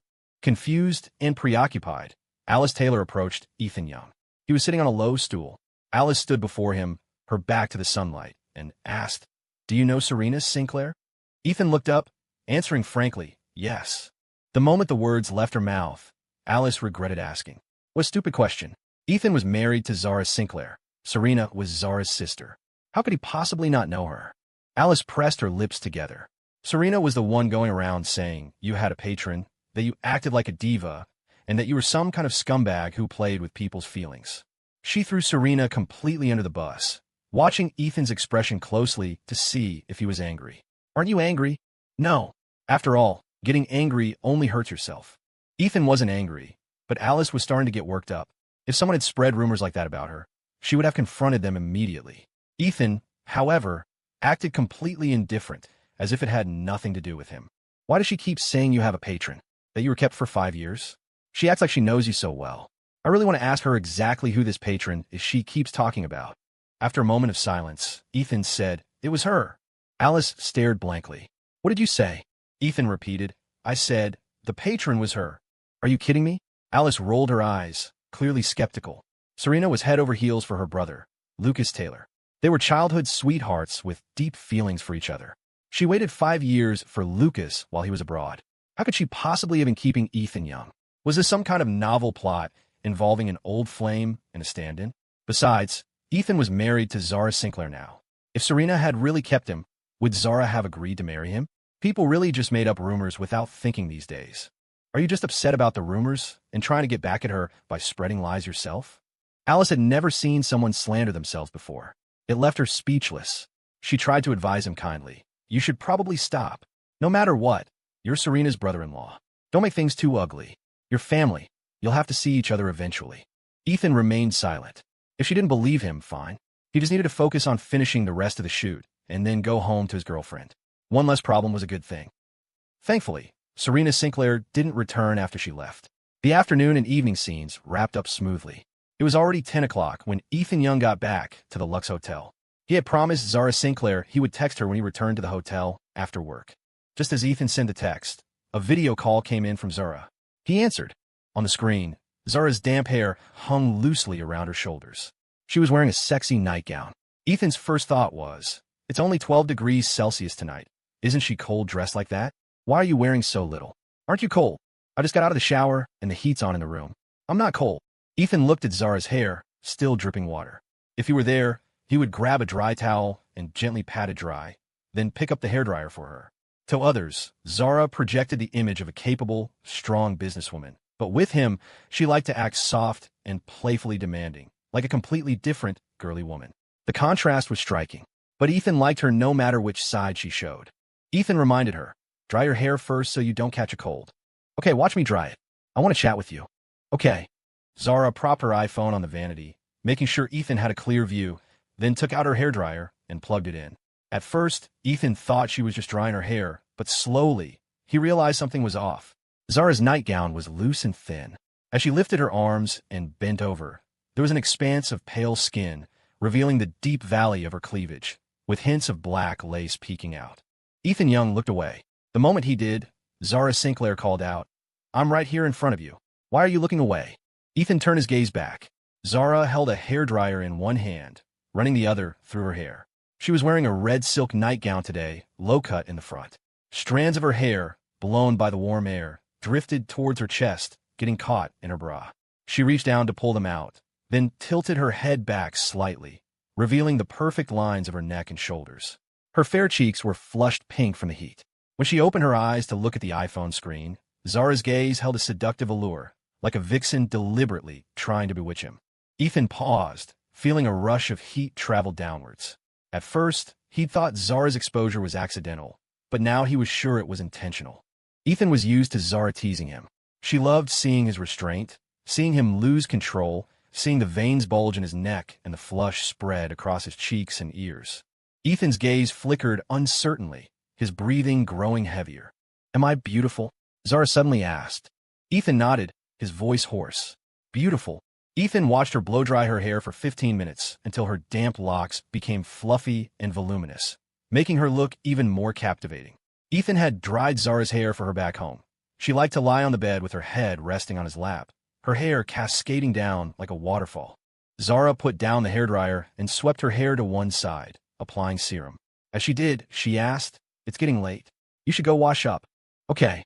Ethan reached out to end the video call. Zara stopped him. Don't hang up. But I need to take a shower. Zara teased. Just prop the iPhone up in the bathroom. I'll watch you. Ethan. Zara frowned sadly. Can't I? We're so far apart, and we haven't seen each other in so long. I want to look at you more. Besides, it's not like I haven't seen you at home. Asterisk, not only seen, but touched too. Asterisk, the thought of not being able to have her was frustrating enough. Now she wouldn't even let him look away? Zara put on an aggrieved expression, suddenly leaning close to the screen, magnifying her flawless face. Her eyelashes trembled, her eyes reddening. She could change expressions faster than some professional actors. Ethan had never been able to refuse Zara's requests. Just the upper body should be fine, he thought. All right. Zara's lips curved into a triumphant smirk. She quickly urged him, Go take your shower. Ethan took the iPhone and propped it on a shelf on the wall, adjusting the direction and angle to make sure nothing below would be visible before he started undressing. He still felt a little self-conscious, glancing at Zara on the screen. He saw she had picked up a bottle of body lotion and started applying it, smoothing it over her arms, her neck, her collarbone. Even though the water temperature was cool, he felt hotter the more he washed, rinsing off quickly in just a few moments. Finished already? Was I bothering you? You weren't bothering me.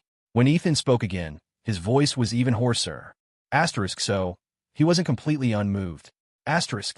Zara was deliberately punishing him. It served him right for never going all the way, leaving her feeling pent up lately. When do you think you'll be back? Ethan calculated the time. About 10 days. He then proactively told her about what happened today, holding nothing back from Zara. When she heard that Serena Sinclair had gone to Ethan's film set, Zara's first reaction was, Are you okay? I'm fine. Someone called her away. Asterisk, it's all based on contracts. You pay, I work. Pestering him now is just Serena being unreasonable. Business people value integrity. Those without it won't achieve much. Someone like Serena, with no respect for agreements, wanted to keep people without offering any benefits. A real exploiter. Asterisk. Thinking of Serena, Zara gave a cold laugh. Sounds like she has too much time on her hands. I think I'll find something to keep her busy. Ethan said, she probably won't have time to bother me much lately anyway. Zara, having finished applying her lotion, seemed fragrant even through the screen. She lay back on the bed with the iPhone, lounging languidly like a Persian cat showing its soft belly. Ethan swallowed hard. During the day, it wasn't so bad, but at night, when everything was quiet and his mind relaxed, longing washed over him like a tide threatening to drown him. He wanted to touch Zara, hold her, kiss her, hear her gasp. Miles apart, they lay in their beds, phones propped up, looking into each other's eyes through the screen. Zara watched Ethan's eyes gradually lose focus, knowing he was getting sleepy. You should sleep. Ethan asked, what about you? I'm going to sleep too. Zara suddenly leaned forward, pressing her lips to the screen with a smack. Good night, hubby. With that, she hung up. Ethan, who had been drowsy moments before, felt a wave of heat wash over him again. He stared out at the night sky, picturing Zara, skin gleaming with lotion, the red nightgown, her delicate complexion, her dark, curly hair. Every part of her was captivating. These past few days with Zara had tested Ethan's self-control yet again. He had always been rather indifferent towards sex, lacking interest, like a monk living an ascetic life. Until Zara appeared, stunning at first sight, captivating the longer he knew her. Her casual provocations always left him parched with desire. It wasn't that he was emotionally cold. He just hadn't met the one person who could stir those feelings in him. Meanwhile, after hanging up, Zara flipped over in bed, picked up her iPhone, found some text messages in her block list, took screenshots, and sent them to Serena Sinclair with an added note. Control your fiancé. The easiest way to keep someone busy was to start a fire in their own backyard, leaving them no time to bother anyone else. A couple of hours later, as expected, Serena called, demanding furiously, Zara Sinclair, what is the meaning of this? Zara replied calmly, it means exactly what it says. I hope you can keep your man under control. Stop letting him bother me. My phone's storage is precious. I don't have space for his nonsense. Don't be so full of yourself. Why would Lucas Taylor be interested in you? Stop trying to stir up trouble behind my back. Serena absolutely refused to believe Zara, but the content of the text messages was undeniable. The more Serena looked, the angrier she got, feeling like her chest would explode. Zara Sinclair, aren't you shameless? If Lucas really has feelings for you, it must be because you seduced him. Zara laughed. A maggot wallowing in filth always thinks everyone else is there to fight it for a piece. You? Zara cut her off sharply, getting straight to the point. Tell your fiancé to stop asking what I like. At her last birthday gala, he even tried to give me a necklace. That necklace was just like your taste, incredibly tacky. Serena immediately remembered the surveillance footage from that night. Her eyes practically bulged with fury as she screamed, Zara Sinclair, why don't you just die? Why didn't you die overseas? Don't worry, I'll outlive you. By the way, how are the bruises on your face healing? Need me to add some more color for you? Serena's face was already a mottled mess of purple and red. It certainly didn't need more color. Coupled with the beating she'd taken today, the new bruises on top of the old made her face look like an enchanted painter's palette. Serena sounded completely unhinged, gripping her iPhone tightly. Zara Sinclair, you bitch. Slut. You're just a shameless homewrecker. Cheap trash. Do you think every man wants you? They just want to sleep with you. Use you up until you're ruined. Trash like you should have just rotted away abroad. Serena spewed insults without filter for over a minute. When she finally paused, she realized the call had ended long ago. When Serena tried calling back, the system tone indicated the line was busy. Clearly, Zara had blocked her. Zara Sinclair hung up after her last sentence and promptly blocked Serena Sinclair. Serena Sinclair always had a short fuse, a firecracker personality that ignited at the slightest provocation. Zara could just imagine Serena on the other end of the line, unleashing a torrent of abuse. Standing there and taking it was foolish. Zara preferred direct action. If she couldn't act, she'd walk away. No point wasting precious emotional energy on unimportant people. Zara tossed her iPhone aside. Give Serena Sinclair something to focus on. Keep her too busy to seek attention from Ethan Young. She didn't mind redirecting Serena's focus onto herself. Serena had resented her for ages. A little more or less made no difference. Better to push her resentment to the absolute limit, make her sick with rage, maybe even drive her to her breaking point. With trouble brewing at home, Serena would be occupied for the next few days. Serena Sinclair tried calling back 3 times, but the line was busy each time. Zara Sinclair had actually blocked her. Serena believed Zara was just trying to sow discord. After being hung up on, she scrolled through the chat screenshots again. Content-wise, there were no explicitly intimate words, just daily good morning and good night messages, updates on his day, occasional photos shared with Zara, and inquiries about her health, asking how she was doing. It seemed ordinary, yet Lucas Taylor had never done these things for her. In her relationship with Lucas Taylor, she had always been the one taking the initiative. Serena tried to numb herself, to disbelieve it, but now, suspicion swelled like a balloon, growing larger and larger. This wasn't the first time she'd doubted Lucas Taylor. Now, it was as if the balloon had been popped, the tightly wound string in her mind finally snapping. There was just a ringing buzz in her ears. Serena felt her scalp prickle. After a moment, she violently hurled her iPhone onto the bed and let out a hoarse scream, grabbing the duvet and tearing at it. The veins on the back of her hands bulged horrifically from the force. Pent-up fury raged within her with no outlet. Serena closed her eyes, flashes of fragmented memories swirling in her mind, like reflections in a cracked mirror shown frame by frame. Before the 5-year contract, learning Zara Sinclair had gone a country, had left Lucas Taylor deeply unsettled. Every time Lucas Taylor mentioned Zara Sinclair, an involuntary smile would touch his lips. He was always probing for news about Zara Sinclair when talking to her. At his birthday gala, he'd been utterly distracted all day because Zara Sinclair hadn't come. The security footage showed Lucas Taylor walking towards Zara Sinclair that night. The deeper she thought, the more forgotten details surfaced, becoming clearer and clearer. Serena tasted blood in her mouth. Her body ached, but the physical pain was nothing compared to the agony in her heart, which felt like it was being fiercely squeezed and wrenched by an invisible hand. That necklace became the key, unlocking the explanation for so many things she hadn't understood. Lucas Taylor's evasive look when she mentioned the necklace, Alice Taylor's stammering inability to answer questions about it. She had genuinely believed Lucas had bought her a necklace, and it only failed to reach her because of the incident that night. Serena raised her hand, her eyes bloodshot as she stared at the bracelet on her wrist, then forcefully yanked it off.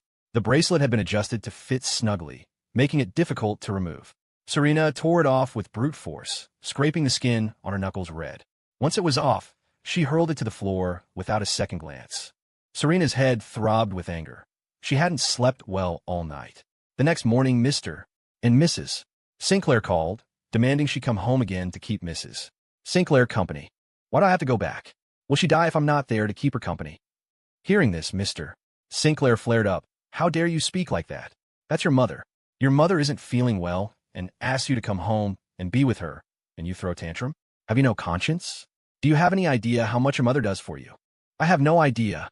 All I know is Zara Sinclair hit me, and you couldn't even ensure basic justice. You promised she'd kneel, admit fault, and apologize to me. Where's she now? Serena was nearly hysterical, screaming in frustration. Zara Sinclair doesn't give a damn about me. Mr. Sinclair thought privately. Asterisk, she doesn't give a damn about you? She doesn't give a damn about me either. Asterisk, too embarrassed to voice this, Mr. Sinclair simply said, it's not that your mother didn't want to help you. She just recently got out of the Seabreeze police station. Serena froze. What's Seabreeze police station? What did she do? Despite her anger, a hint of worry crept in her voice. It was her mother, after all. Mr. Sinclair briefly explained the events of the past few days. Your mother almost didn't get out. We didn't tell you because you were injured and recovering, and we didn't want to upset you or make you worry. Serena asked, how did you resolve it? It involved pulling strings, shifting the bulk of the blame onto others, leaving Mr. and Mrs. Sinclair with only minor responsibility.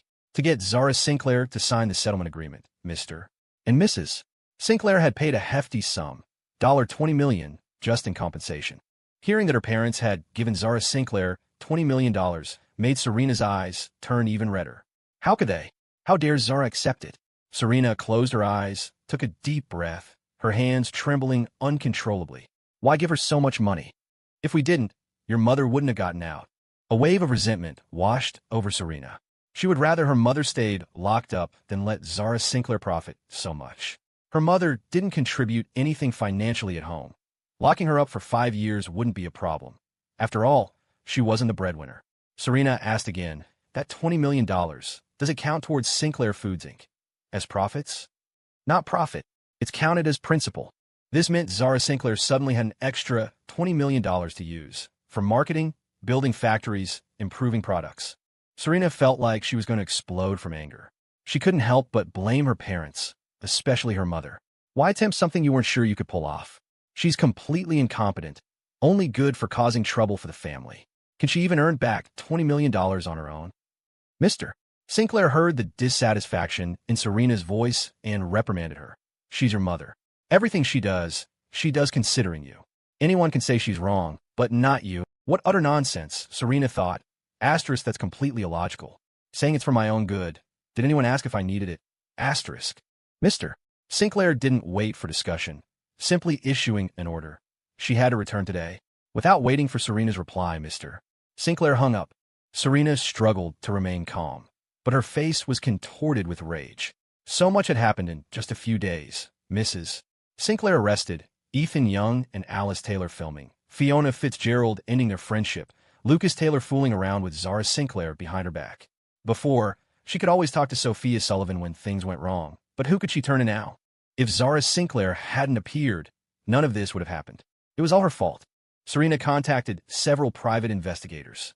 First, find out about Ethan Young's recent activities. She didn't believe Ethan Young could land a movie role on his own. He must have a backer. She wanted to see exactly who was promoting him. Second, investigate Lucas Taylor. Dig into his past and present thoroughly. Seeing is believing. She needed concrete proof before making any decisions. For the final 10 days of filming, Ethan Young started fasting to lose weight, aiming for an extreme result in a short time by consuming only water and nutritional supplements. This method sheds pounds quickly but takes a heavy toll on the body. With little time left, he had to push his body to its limits as fast as possible to achieve the perfect look for the role. Fortunately, he wasn't disturbed during these days, immersing himself completely in his acting. Fiona Fitzgerald tried to visit a few times, but was stopped by the security guards Alice Taylor had hired. Alice Taylor, wary after the previous incident, took precautions by increasing security to prevent outsiders from disrupting their work. During the final 3 days of shooting, Ethan Young had lost the weight, but his face still looked too healthy. Hank Harrison studied his face for a while, looking troubled. Ethan Young, for the sake of authenticity, do you think you could pull an all-nighter or two? Then go makeup-free for the scenes. Ethan Young nodded immediately. No problem. Alice Taylor, standing nearby, was worried sick. Are you sure you can handle that? You don't need to destroy your health for a role. It's not worth it. Not just Alice Taylor. Everyone on set watching Ethan Young push himself relentlessly these past few days was concerned, fearing he might collapse mid-scene. Ethan Young reassured them. I know my body. This isn't my limit yet. I can handle it. Since he insisted, no one else could say much more. Every evening after returning, Ethan Young made time to video call Zara Sinclair. Seeing how pale he looked, Zara didn't tease him and just chatted about everyday things. But there was good news recently. The cardiologist from overseas was already on their way and will be able to examine Emily Young in the next couple of days to determine a treatment plan. Not only was the doctor coming, but there was also finally some news about a potential heart donor, unlike the previous fruitless search. Hearing two pieces of good news back to back, Ethan Young was so overjoyed he didn't know what to say, resorting to repeated thanks. If you really want to thank me, Zara said, you can pay me back with your body. Zara Sinclair had always been bold. She believed you had to speak your mind for the other person to know what you wanted. People have mouths to say what they think, to openly express their desires and share their feelings honestly. Zara Sinclair looked at him with a playfully reproachful gaze. Every time you're close, but don't follow through. Who are you trying to torture?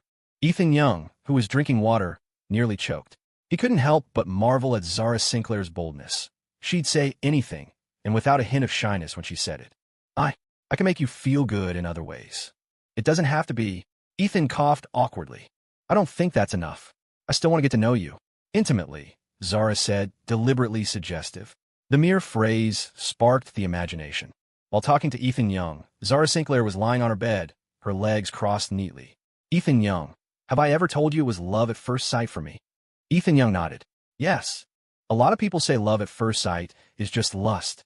I don't think being attracted to someone physically is anything to be ashamed of. If I say I want your body, that I want to sleep with you, would you think badly of me? No. Then why can't it be the other way around? Or Am I not attractive enough? You have no sexual interest in me. No, that's not it. Ethan Young quickly refuted. You're very attractive. I'm holding back every time. Zara Sinclair knew Ethan Young was holding back. She could feel his physical reaction every time she teased him. The next time we meet, promise me you won't hold back. I prefer you restless than perfectly composed. Oh, and avoid cilantro for the next few days. Save your rap party for me. Zara Sinclair's voice was melodious, tinged with a subtle, almost imperceptible hint of seduction.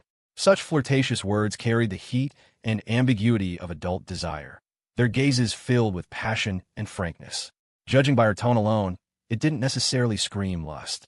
But meeting her eyes felt like sharp scissors cutting through the screen, snipping away his clothes piece by piece. This intense contrast oscillated, like living through fire and water, making it impossible to resist. If Zara Sinclair were right in front of Ethan Young, he wouldn't hesitate to silence her with a kiss. The air crackled with unseen heat, palpable yet intangible. Both felt the strain, frustrated that the fire they'd ignited themselves had to be extinguished by themselves too. It was truly self-inflicted torture. Zara Sinclair changed the subject, mentioning Emily Young.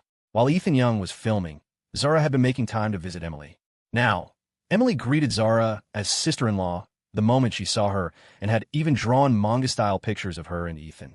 Zara had only recently learned that Emily was actually an artist blogger with 200,000 followers. In her free time, she loved drawing Ethan most of all.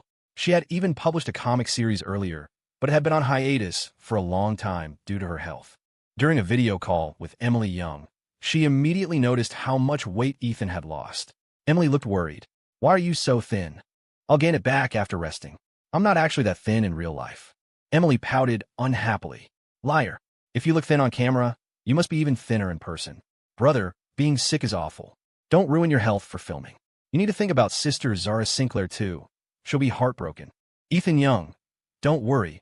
I'll take care of myself. I'll come see you after filming wraps up. No rush. I'm fine on my own. Emily was quite perceptive, teasing him. You should spend that time with sister Zara Sinclair instead. She's really missed you while you've been away. I won't be a third wheel and disturb your dates. Everyone has their own priorities. In Emily Young's view, oneself came first, then one's partner, then children and parents, and finally, siblings. Ethan Young should focus more time on Zara Sinclair. The person who would spend a lifetime with him was undoubtedly his lover. Wise beyond your years, Ethan Young chuckled. After reminding Emily of a few things, he hung up. Back on set to continue filming. After pulling 2 consecutive all-nighters, Ethan Young was physically and mentally drained. His face was pale, the dark circles under his eyes and the bloodshot veins were prominent. His current look was perfect for the role. Gritting his teeth, he pushed through and filmed the most difficult scenes. Fortunately, Alice Taylor performed well alongside him, and they got through the entire sequence without the director yelling, "Cut." Afterwards, Alice Taylor immediately checked on Ethan Young's condition. Are you okay? Ethan Young's breathing was much heavier than usual. His ribs visibly moved with each breath. He took the glucose drink a staff member handed him and downed it in one go, slowly regaining some strength. The 2 directors led the crew in setting off celebratory poppers, marking the end of filming. Ethan Young accepted a bouquet of flowers from them and bowed to everyone, holding the flowers. Thank you all for your hard work over these many days. Ethan Young looked at the flowers, while Alice Taylor, standing nearby, watched him. The whole experience felt like a dream, starting and ending so abruptly, catching everyone off guard. Alice Taylor felt a hollow emptiness inside, wondering wistfully, would she ever see Ethan Young again after this? Without filming, what would she do next? And Ethan Young, would he spend all his time with Zara Sinclair now that he was leaving the set? They were husband and wife. After all, they could do anything. Unlike her, she played Ethan Young's lover in a movie, but outside of it, they seemed to exist in completely different worlds, perhaps not even friends. How could she not feel lost? How could it not hurt? There's a line in The Little Prince. To forge bonds is to risk shedding tears. On the day filming wrapped, Fiona Fitzgerald heard the news and showed up too.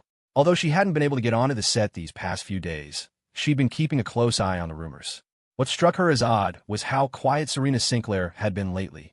Unnervingly so. Didn't Serena tell her to wait? She'd been waiting all this time. So why hadn't there been any move from her side? All bark and no bite, a complete waste of her anticipation. Ever since their clash at the coffee shop, the trio of sisters had completely fallen apart. Sophia Sullivan didn't say anything outright, but she held quite a grudge against Fiona Fitzgerald.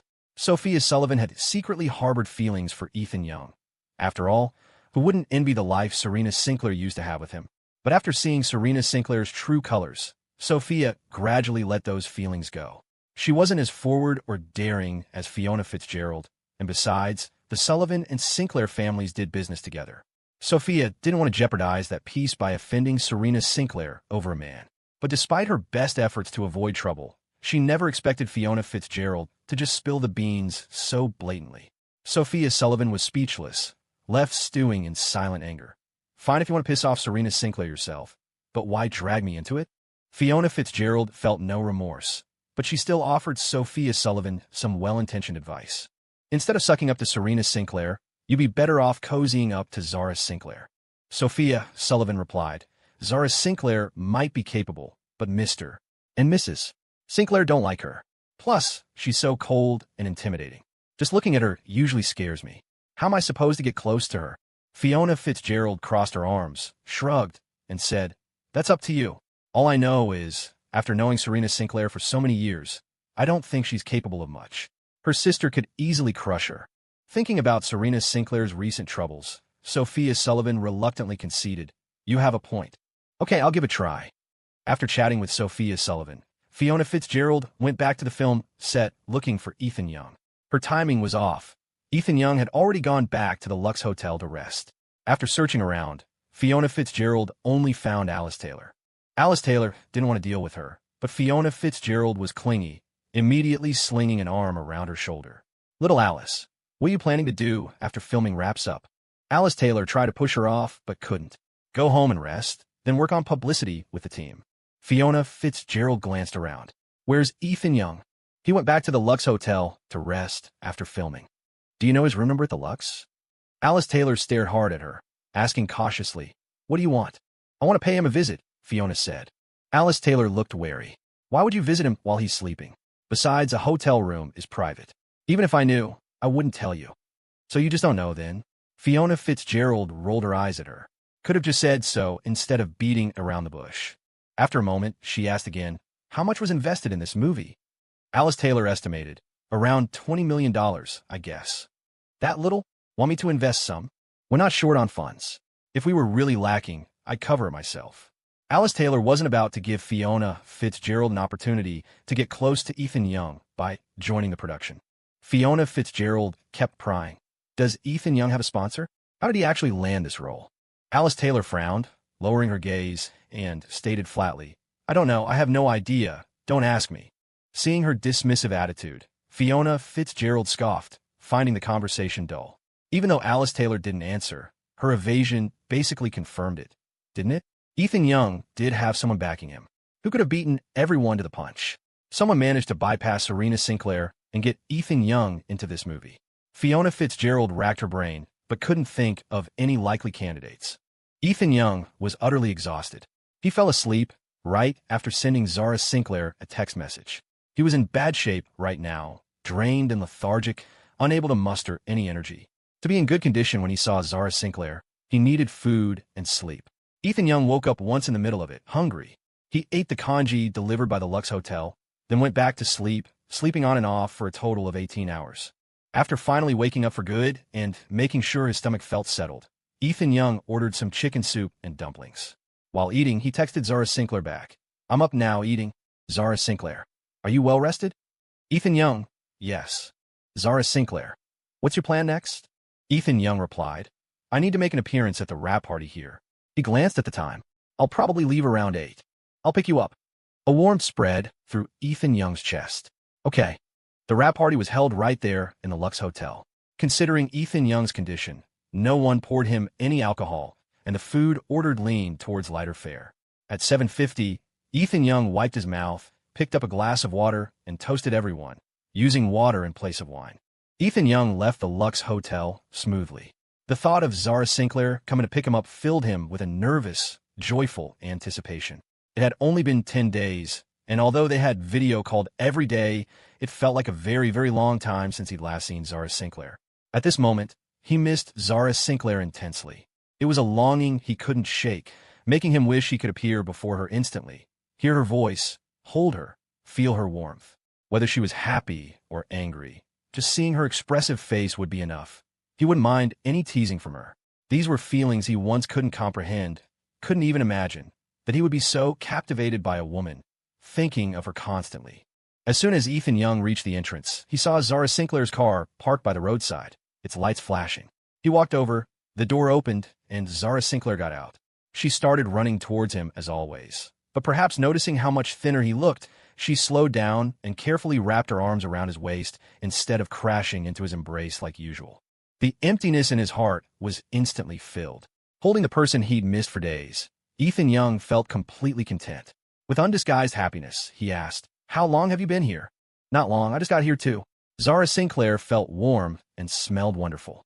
She tilted her small face up, her breath brushing against his Adam's apple. The streetlight cast a glow on her face, like a thin veil draped gently over her. Seeing the corners of Ethan Young's lips turn up, Zara Sinclair couldn't help but smile too. "You look really happy." "Yeah, I am." Ethan Young nodded, holding her tighter, as if embracing the entire world. "Because it's been a long time since someone came to take me home. For the first time, this city felt like somewhere he belonged." Zara Sinclair nuzzled against his chest for a long while, like a cat craving human affection. Suddenly, she asked, "Did you eat any cilantro tonight?" "No." "So, are you up for it right now?" "A man can't say he's not." Ethan Young stated firmly, "I am." Zara Sinclair let out a muffled laugh. "Then, shall we go home?" Ethan Young suggested. "Let's go to my place." "Your place?" "It's closer," Ethan Young said. "Okay." Halfway there, Ethan Young remembered something. "Let's go back to your place instead." "Why?" Zara Sinclair had never been to Ethan Young's place, so she was actually quite looking forward to it. "My place is a mess." "That's okay, I don't mind. But I don't have a change of clothes for you." "I brought clothes. They're in the back seat." Zara Sinclair had already thought ahead. "My original plan was to stay with you at the Lux Hotel in case you weren't feeling well." She'd packed them the day before yesterday. She had actually wanted to go to the Lux Hotel yesterday to be with Ethan Young, but then she thought about how tired he must be from filming these past few days and decided he needed more time to rest. Being close didn't mean they had to be glued together all the time. Managing the distance and giving each other space was more important. There's a saying, after all, too far and you grow apart, too close and you get annoyed, too little and it fades, too much and it smothers. Love is a delicate balance. Ethan Young glanced into the back seat and saw a bag there, just as she'd said. Ethan Young turned back, his gaze instinctively drawn to Zara Sinclair. He couldn't seem to look at her enough. Zara Sinclair put on her glasses while driving, lending a touch of seriousness to her otherwise gentle aura. Her hair was tied back in a low ponytail, and because it was cold today, she wore a black coat. "We're still half an hour from your place. Why don't you get some more sleep?" "No need, I've slept enough." Perhaps because the atmosphere in the car was so pleasant, Zara Sinclair couldn't resist turning on the car stereo. A smooth, soothing intro slowly filled the car, the female singer's voice like whispered words of love. Asterisk, you're like the comfort of burrowing in blankets, yet elusive as the wind, like the lingering scent of perfume on a wrist, like red high heels I can't put down. Loving you feels like a contradiction, turning right at a left signal, reckless yet afraid of having no escape. Can you make me stop this chase? Asterisk. The song was beautiful and matched her mood perfectly. A happy smile played on Zara Sinclair's lips as she opened her mouth to hum along. Ethan Young shifted his position, resting his chin on his hand as he watched her intently. The half-hour drive went by faster than expected. Following Ethan Young's directions, Zara Sinclair pulled the car into the parking garage. Ethan Young pulled his suitcase, also taking Zara Sinclair's bag from her hand and placing it on top. They walked into the elevator hand in hand. Zara Sinclair asked, "What floor?" "Ethan Young, 22nd. Zara Sinclair reached out and pressed the button. The elevator doors slid slowly shut. Their eyes met in the mirrored walls. In the confined space, emotions ran wild. Ethan Young watched her, his gaze intense and unreadable. On impulse, Zara Sinclair playfully tickled Ethan Young's palm. Ethan Young squeezed her hand tightly. When they reached the door, Ethan Young let go of Zara Sinclair's hand and took out his keys to unlock it. He opened the door and flipped on the lights, instantly illuminating the dark apartment. The apartment wasn't messy. When he wasn't staying there, Ethan Young arranged for regular cleaning services to dust, so the place was very tidy, decorated in a minimalist style. Ethan Young asked, "Want some water?" "Yes, please." He had bottled water at home. Ethan Young twisted the cap off one and handed it to Zara Sinclair. Let me get the bed ready first. Sarah Sinclair's eyes sparkled. Need any help? No, you could just watch. Ethan Young found clean sheets and a duvet cover in the closet and quickly changed the bedding. Just as he straightened up, Sarah Sinclair wrapped her arms around him from behind. He could clearly feel the curve of Sarah Sinclair's body against his back. The next second, Ethan Young grasped Sarah Sinclair's hands, spun around, and captured her lips in a searing kiss. Sarah Sinclair's eyes were hazy, her glasses still on her face, the lenses fogged with a thin mist. Taking a moment to catch her breath, Sarah Sinclair stammered, "My glasses. Help me take them off." Ethan Young held her waist with one hand and gently removed the glasses from her nose with the other, placing them on a nearby table. People usually close their eyes when kissing, but right now, neither of them did. They watched each other through narrowed eyes, feeling the connection. For the past 10 days, they had only seen each other through video calls, both holding back. Now, the slightest touch was like lighting a fuse. They were both desperate for each other. Ethan Young cupped Sarah Sinclair's face firmly, kissing his way from the corner of her mouth to her earlobe. Kissed until she tilted her head back, Sarah Sinclair pressed her body closer and closer to Ethan Young's, her rationality slowly crumbling. Their bodies fit together perfectly, one soft, one hard, a collision of yielding and strength. She didn't know when her coat had come off. Sarah Sinclair closed her eyes, her hands sliding down from Ethan Young's shoulders to encircle his waist, clinging to his back. Ethan Young had really lost weight. It made her heart ache a little, but he still had his strength, kissing her until she was gasping breathlessly. He lifted her onto the bed, a storm of kisses landing on her face, her neck, her shoulders, her hands. She felt like she was adrift in the ocean, gently buffeted by waves, her mind a complete blank. Even though the heating wasn't on, she felt incredibly hot. Ethan Young's kisses were deep, intense. Buttons were undone, straps pulled down. Just as Sarah Sinclair was feeling dizzy from his kisses, Ethan Young suddenly stopped. Sarah Sinclair opened her misty eyes, her voice hoarse. "What's wrong?" Ethan Young's expression was stiff. "I forgot something really important." Sarah Sinclair proactively wrapped her arms around his neck, pulling him down towards her chest. "Listen to me. Nothing is more important than this right now. Continue." Ethan Young braced his hands on the bed, looming over Sarah Sinclair, who lay beneath him, her clothes half undone. He completely encompassed her. He didn't want to stop either, but he had to. "We don't have any condoms. I need to go buy some." Such an important detail, and neither of them had thought of it the entire way here. Sarah Sinclair took a deep breath. "Don't worry about it. I can take the pill afterwards." "No way. Taking that pill is bad for you. There's a convenience store downstairs. Wait for me. 15 minutes. I'll be right back." Indulging their desires would feel good now, but if they did, he knew he'd regret not protecting Sarah Sinclair later. You can't let desire rule you. Having made up his mind, Ethan Young soothingly kissed Sarah Sinclair's forehead. "Wait for me here. I'll be back soon. I won't keep you waiting long." As he spoke, he pulled the covers up over her. "Don't get cold." Sarah Sinclair felt a mix of frustration and happiness. "Okay, go buy them. I'll take a shower first." "You're taking a shower now?" "Stop dawdling and hurry up," Sarah Sinclair urged. "I'll have a surprise for you when you get back." Ethan Young downed half a bottle of cold water and straightened his clothes before he dared to leave. As soon as he left, silence fell over the room. Sarah Sinclair's excitement lingered, a fluttering sensation like a feather tickling her heart, making her chest ache with anticipation. She slipped out of bed and took out the nightgown she had carefully prepared. It was a sheer, gray design, revealing and concealing when worn, far more daring than her usual nightgowns. The kind of material that could tear with just a little force. Sarah Sinclair took the nightgown into the bathroom and quickly showered. Just as she slipped on the nightgown, she heard urgent knocking at the door. Sarah Sinclair's first thought was that Ethan Young was back already. "Coming." Sarah Sinclair let her hair down, hastily threw on a bathrobe, and went to open the door. "How are you back so fast?" 10 hours ago, Serena Sinclair was still at home with Mr. and Mrs. Sinclair. Since returning from the Seabreeze police station, Mr. and Mrs.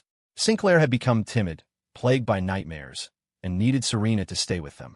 At first, Serena had been patient, but she was gradually growing restless. She couldn't understand it. They were only locked up for 2 or 3 days, right? It wasn't like they were tortured. Was it necessary to be so afraid? Serena hid in the bathroom, staring at her reflection in the mirror. Without warning, she swept all the skincare products from the counter onto the floor. Broken things could be replaced, and maids would clean the mess. She had no inhibitions. Serena's temper was worsening daily, becoming uncontrollable. Usually, Such emotional outbursts were the result of long-term accumulation. Thoughts about Ethan Young, Lucas Taylor, Zara Sinclair, Fiona Fitzgerald, the necklace. All of it had long since become a source of deep distress for her. Most of the time, Serena thought about Ethan Young. She knew better than anyone how good he was. It was precisely because she knew he was talented and popular that she hadn't let him break out in the entertainment industry during their 5-year contract. She didn't want anyone competing with her for him, and her intense possessiveness had deterred those who might have been interested in Ethan. Unfortunately, while she could restrict their actions, she couldn't control their thoughts. The moment Ethan left, women like Fiona Fitzgerald were like cats drawn to the smell of fish. Serena hadn't left the house recently. The bruise on her face hadn't healed, turning from red to purple. When Mr. and Mrs. Sinclair saw it, they didn't ask how she was. Instead, they warned her not to cause trouble and grounded her. She could only find out about Ethan's situation through detectives. Hearing things secondhand was never as good as seeing them herself. Serena was anxious at home. Alice Taylor was bad enough, but now Fiona Fitzgerald was involved, and maybe even Sophia Sullivan. With a crowd of women circling Ethan Young, could he resist? She didn't know about the others, but Serena knew Fiona Fitzgerald's methods. Among them all, Fiona changed men the fastest. Her record was dating 4 men in 1 month, breaking up with 1 each week and immediately moving on to the next. A woman like that knew exactly how to seduce men. The thought of Fiona Fitzgerald purposefully pursuing Ethan Young made Serena feel like she was on pins and needles at home, never finding a moment's peace. Even in her dreams, she saw Ethan sleeping with other women. Although she had arranged for people to watch him, they couldn't follow him 24/7. If someone wanted to hide, to cheat, they could always find an opportunity. The detective overseas also emailed her around noon. Because of the great distance to country Y in the time that had passed, there wasn't much useful information. However, it was certain that whenever Lucas Taylor had time off, he would leave the school alone and wander around Zara Sinclair's workplace and residence. After returning to the country, Lucas Taylor hadn't given up either. He repeatedly tried to approach Zara Sinclair, but she gave him no opportunity. At 2 o'clock in the afternoon, Serena went to a boutique on 5th Avenue, taking the bracelet she had removed to the jewelry store. She was a VIP member. The manager and staff all recognized her and greeted her warmly. Serena took out the bracelet and made up an excuse. My boyfriend bought this bracelet here last month. Did he happen to buy a necklace at the same time? I seem to have misplaced the necklace for my birthday gala, and I wanted to see what style it was. It sounded far-fetched, but the staff wouldn't refuse a customer's request. Oh, yes, I remember it clearly, the manager said, pulling out a display image of the necklace for Serena. This necklace is a classic design, and since it was the year of the snake, it was very popular. It's set with emeralds and diamonds. The manager continued with the description, but Serena didn't hear a word. Her eyes were fixed on the price tag, a $15 million necklace and a $200,000 bracelet. The gift for her birthday gala cost $200,000, but the necklace casually given to Zara Sinclair was worth $15 million. Serena stumbled slightly, bracing herself with both hands on the counter, biting her lip as she stared intently. Seeing her pale face, the manager worried she had said something wrong. It would be such a shame to lose a necklace like that. If you really can't find it, perhaps you should report it to the police. Serena suddenly laughed, a choked sound in her throat. I won't look for it anymore. Why not? The manager thought. Asterisk, a $15 million necklace, and she just decides not to look for it. Are all rich people this capricious? Asterisk. Though Serena was smiling, it looked forced and painful. She looked at the $200,000 bracelet in her hand, remembering the $200,000 she had thrown at Ethan Young when he left. $200,000 wasn't much to her. She gave Ethan $200,000 because she thought that's all he was worth. But now, fate seemed to be playing a cruel joke. The bullet of contempt she had fired had circled back and hit her right between the eyes. She looked down on Ethan Young. Lucas Taylor looked down on her. She thought Ethan Young was only worth $200,000, and in Lucas Taylor's eyes, she too was merely someone who could be valued at $200,000. She had treated Ethan Young as Lucas Taylor's substitute, denying his existence, humiliating him, degrading him. Now, it was her turn. What was this called? Karma? Poetic justice? Serena's face grew paler and paler. She bit her lip hard, as if she couldn't feel the pain. The bracelet slipped from her hand and clattered to the floor. Serena stared down blankly as it rolled across the ground, finally stopping beside a trash can. Serena gave a self-deprecating smile.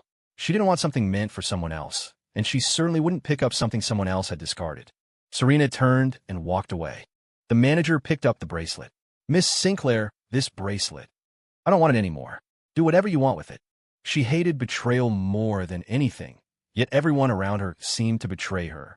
She had held such high hopes for Lucas Taylor.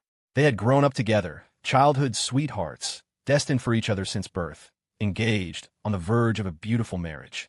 But now, she was told it was all fake, just an illusion. Lucas Taylor had never truly cared for her.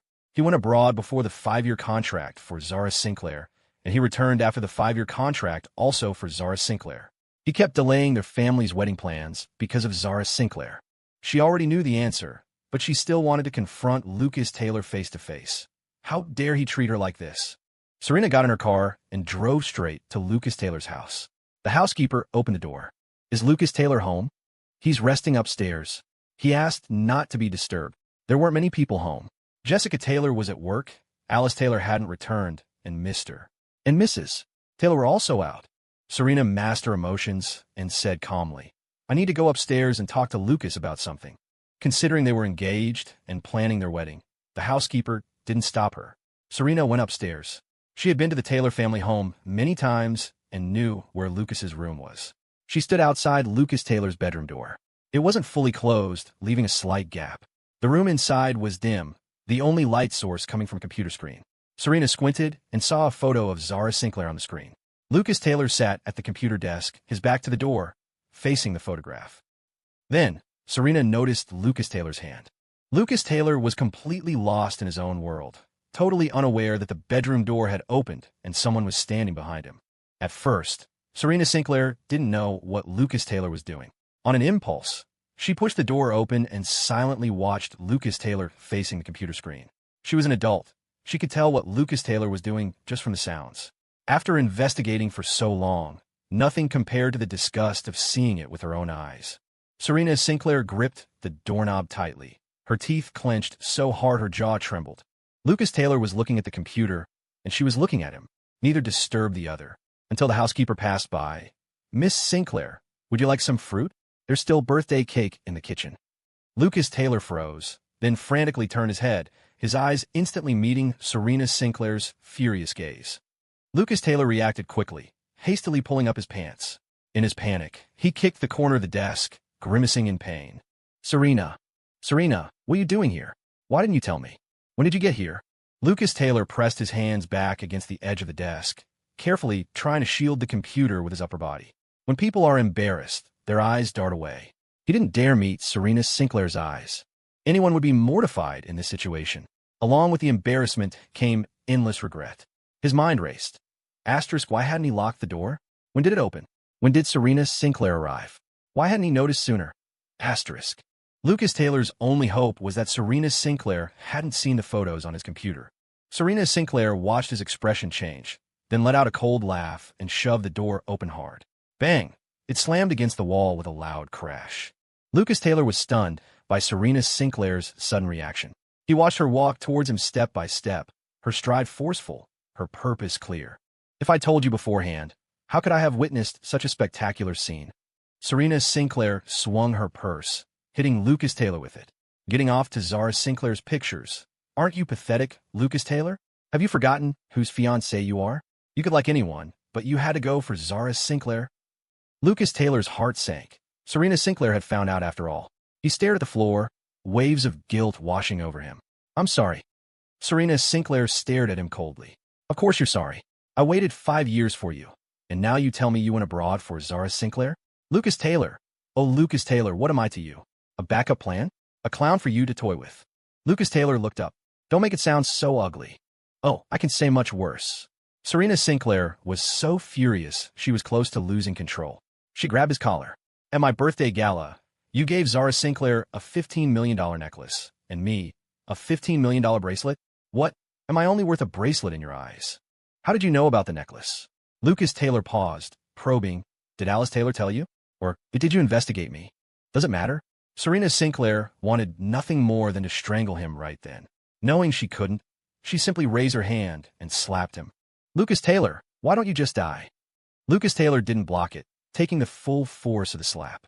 Serena Sinclair's expression was filled with such deep hatred. It looked like she wanted to take him down with her. Asterisk, he'd just fallen for someone else, hadn't he? Why was she acting crazy, like it was the end of the world? Asterisk. Serena Sinclair, I can't control my feelings. I initially thought that with a long-distance relationship, feelings would naturally fade over time.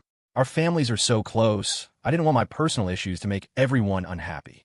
Then why didn't you just tell me? Why didn't you make it clear from the start? Were you afraid I wouldn't let you go? Serena Sinclair's gaze dropped, looking at Lucas Taylor's lower body.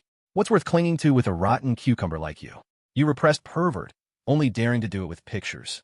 If you had any balls, you'd do in front of her, coward. These words made Lucas Taylor's face darken with anger. Serena Sinclair pushed him away with a sneer, her tone mocking. Do you know what you are in Zara Sinclair's eyes? A piece of shit.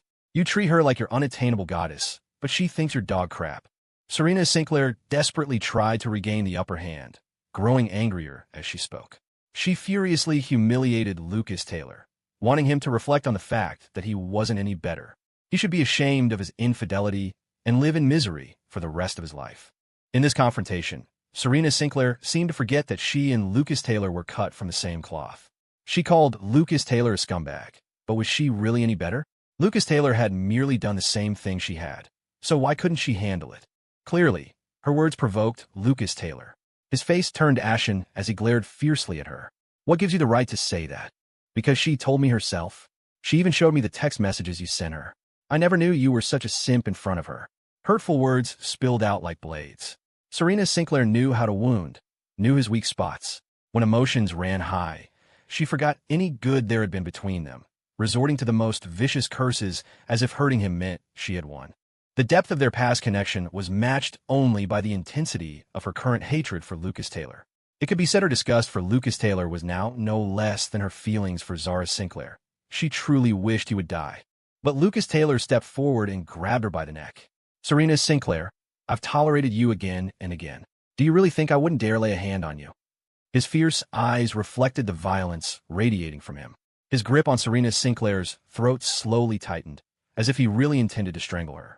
Serena Sinclair couldn't even win a fight against Fiona Fitzgerald, let alone handle an adult man.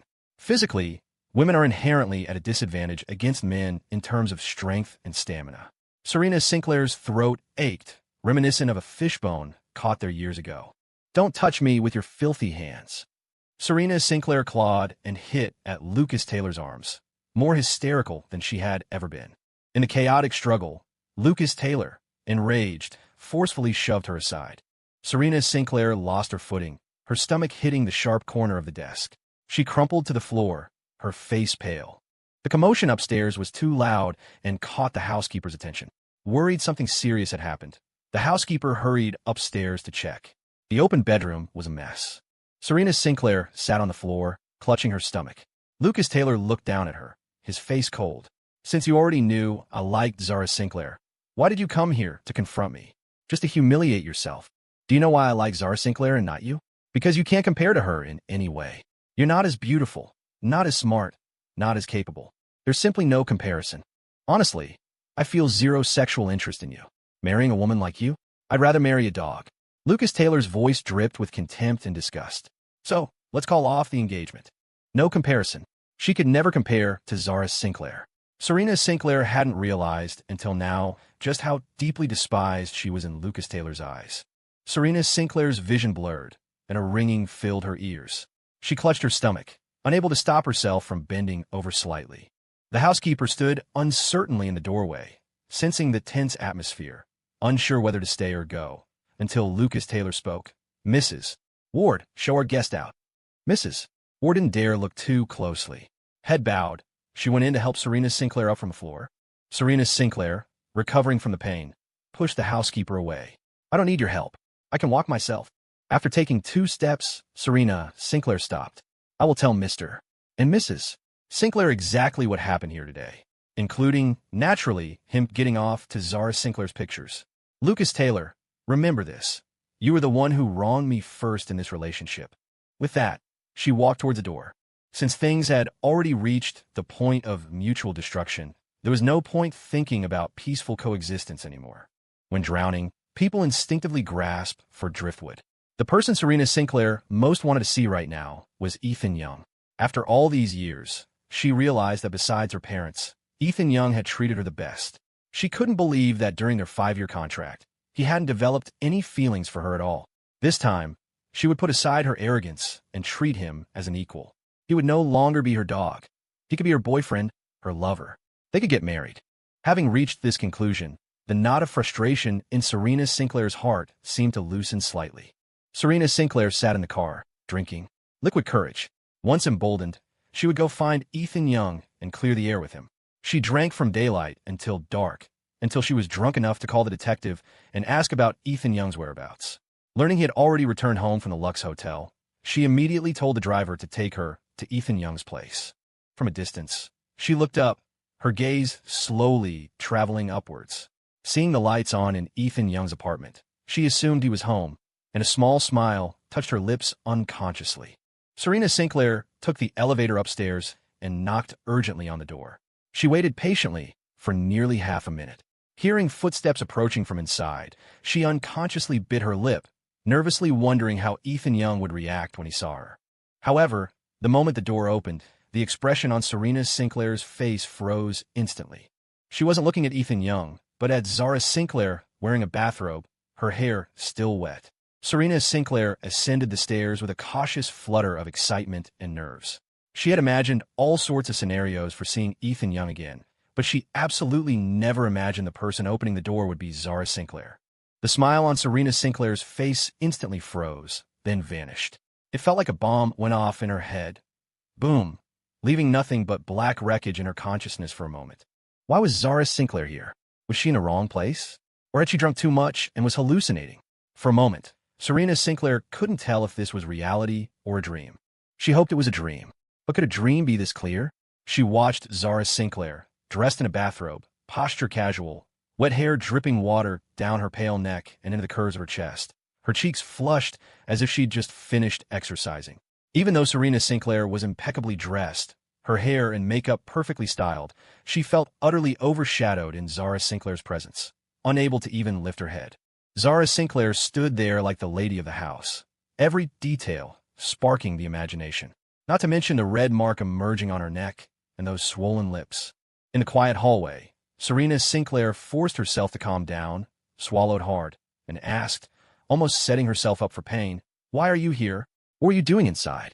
Compared to Serena Sinclair's extreme reaction, Zara Sinclair seemed much calmer. She leaned against the doorframe, shifting her weight, lazily glanced up at her, and slowly uttered 2 words, "having sex." The words hit Serena Sinclair with devastating force. Not a fatal blow, but like death by 1,000 cuts, slow torture, a fate worse than death. Serena Sinclair clung to a sliver of hope. Maybe Ethan Young sold the apartment. She refused to connect Ethan Young with Zara Sinclair. She and Ethan Young had only been separated for 50 minutes, and Zara Sinclair had only been back in the country for less than 2 months. How could they have met, let alone moved in together and started sleeping together so quickly? As if guessing Serena Sinclair's thoughts, Zara Sinclair smirked and said, "You're not in the wrong place. This is Ethan Young's home, and we're together now. Are you kidding me?"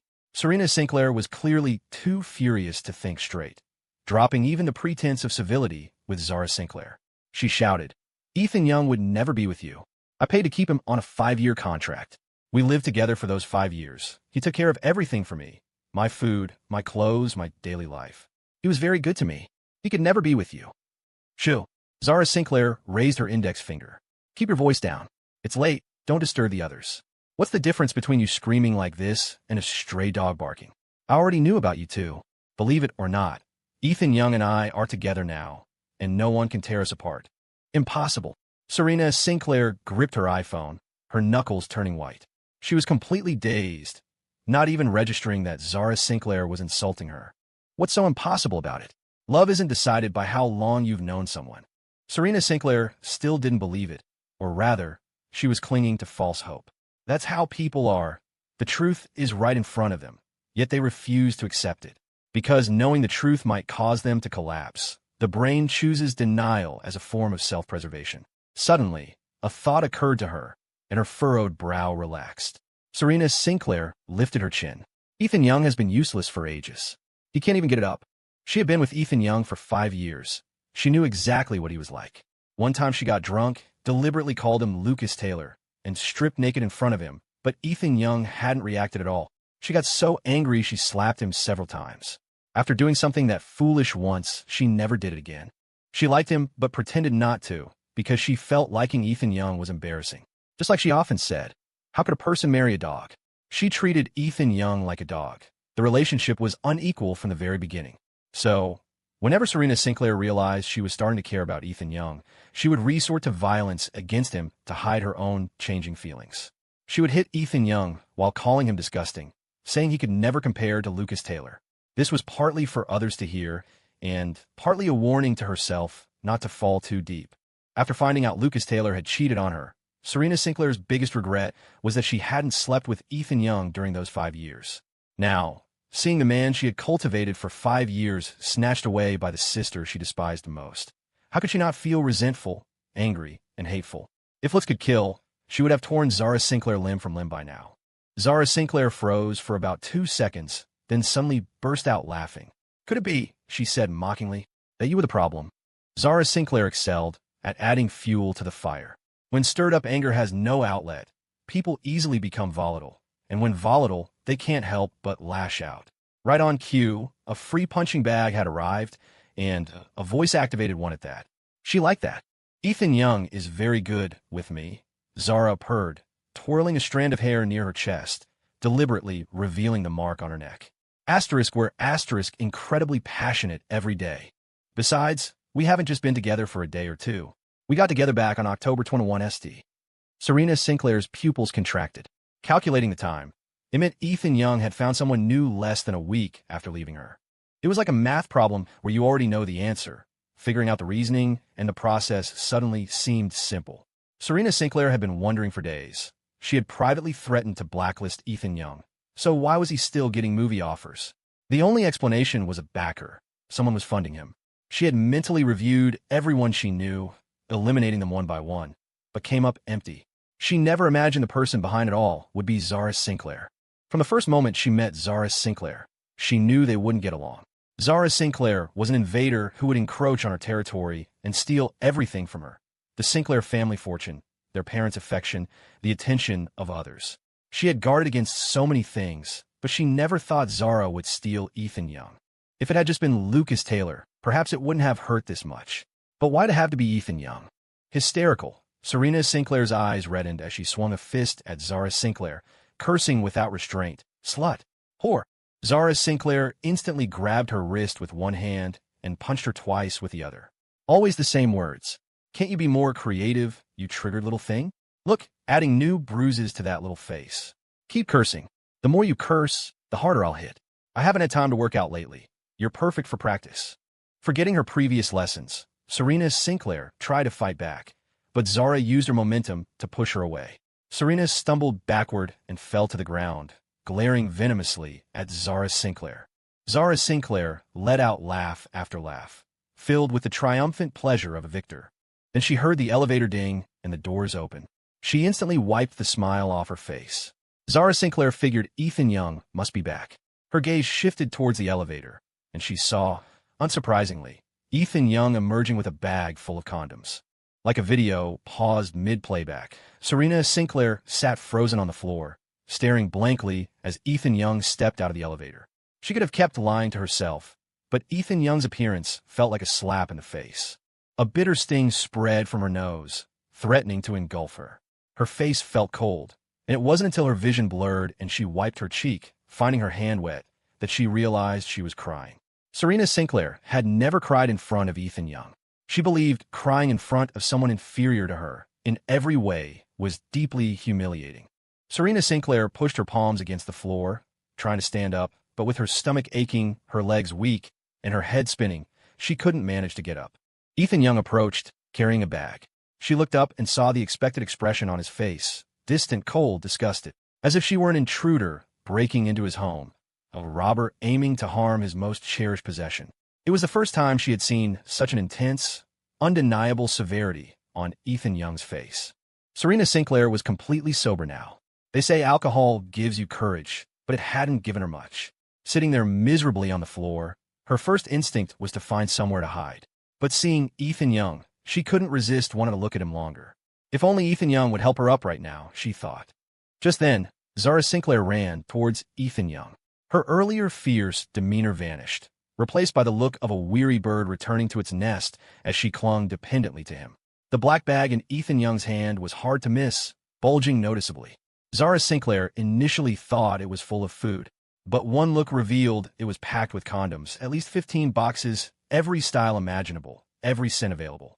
So this was the man Serena Sinclair had claimed couldn't perform? Zara Sinclair had planned on playing the innocent victim, but seeing the bag full of condoms, she couldn't hold back. Why did you buy so many? Are you stocking up for wholesale? I've never bought them before, so I didn't know which ones were good. I just grabbed one of everything. You can pick whichever you like later. Relationships and intimacy are never one-sided. Both partners need to feel involved. One could easily imagine the scene. Ethan Young in the convenience store, grabbing handfuls of condoms, and the look on the cashier's face as he checked out. Zara Sinclair couldn't help but laugh out loud. She turned and saw Serena Sinclair glaring coldly at them. She'd almost forgotten about her.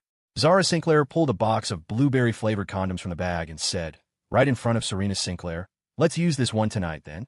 We'll see just how many times you can go." Zara Sinclair's words reignited the heat he had just managed to suppress.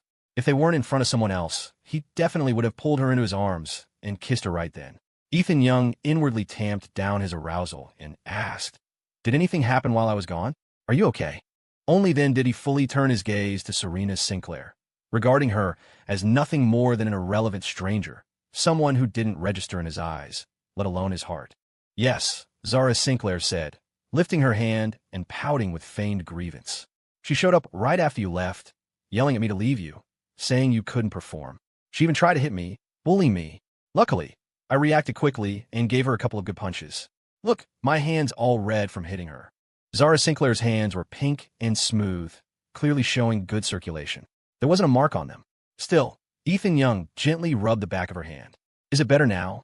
Zara Sinclair, milking it for all it was worth, decided that wasn't enough. She lifted her hand to Ethan Young's lips. "Kiss it better."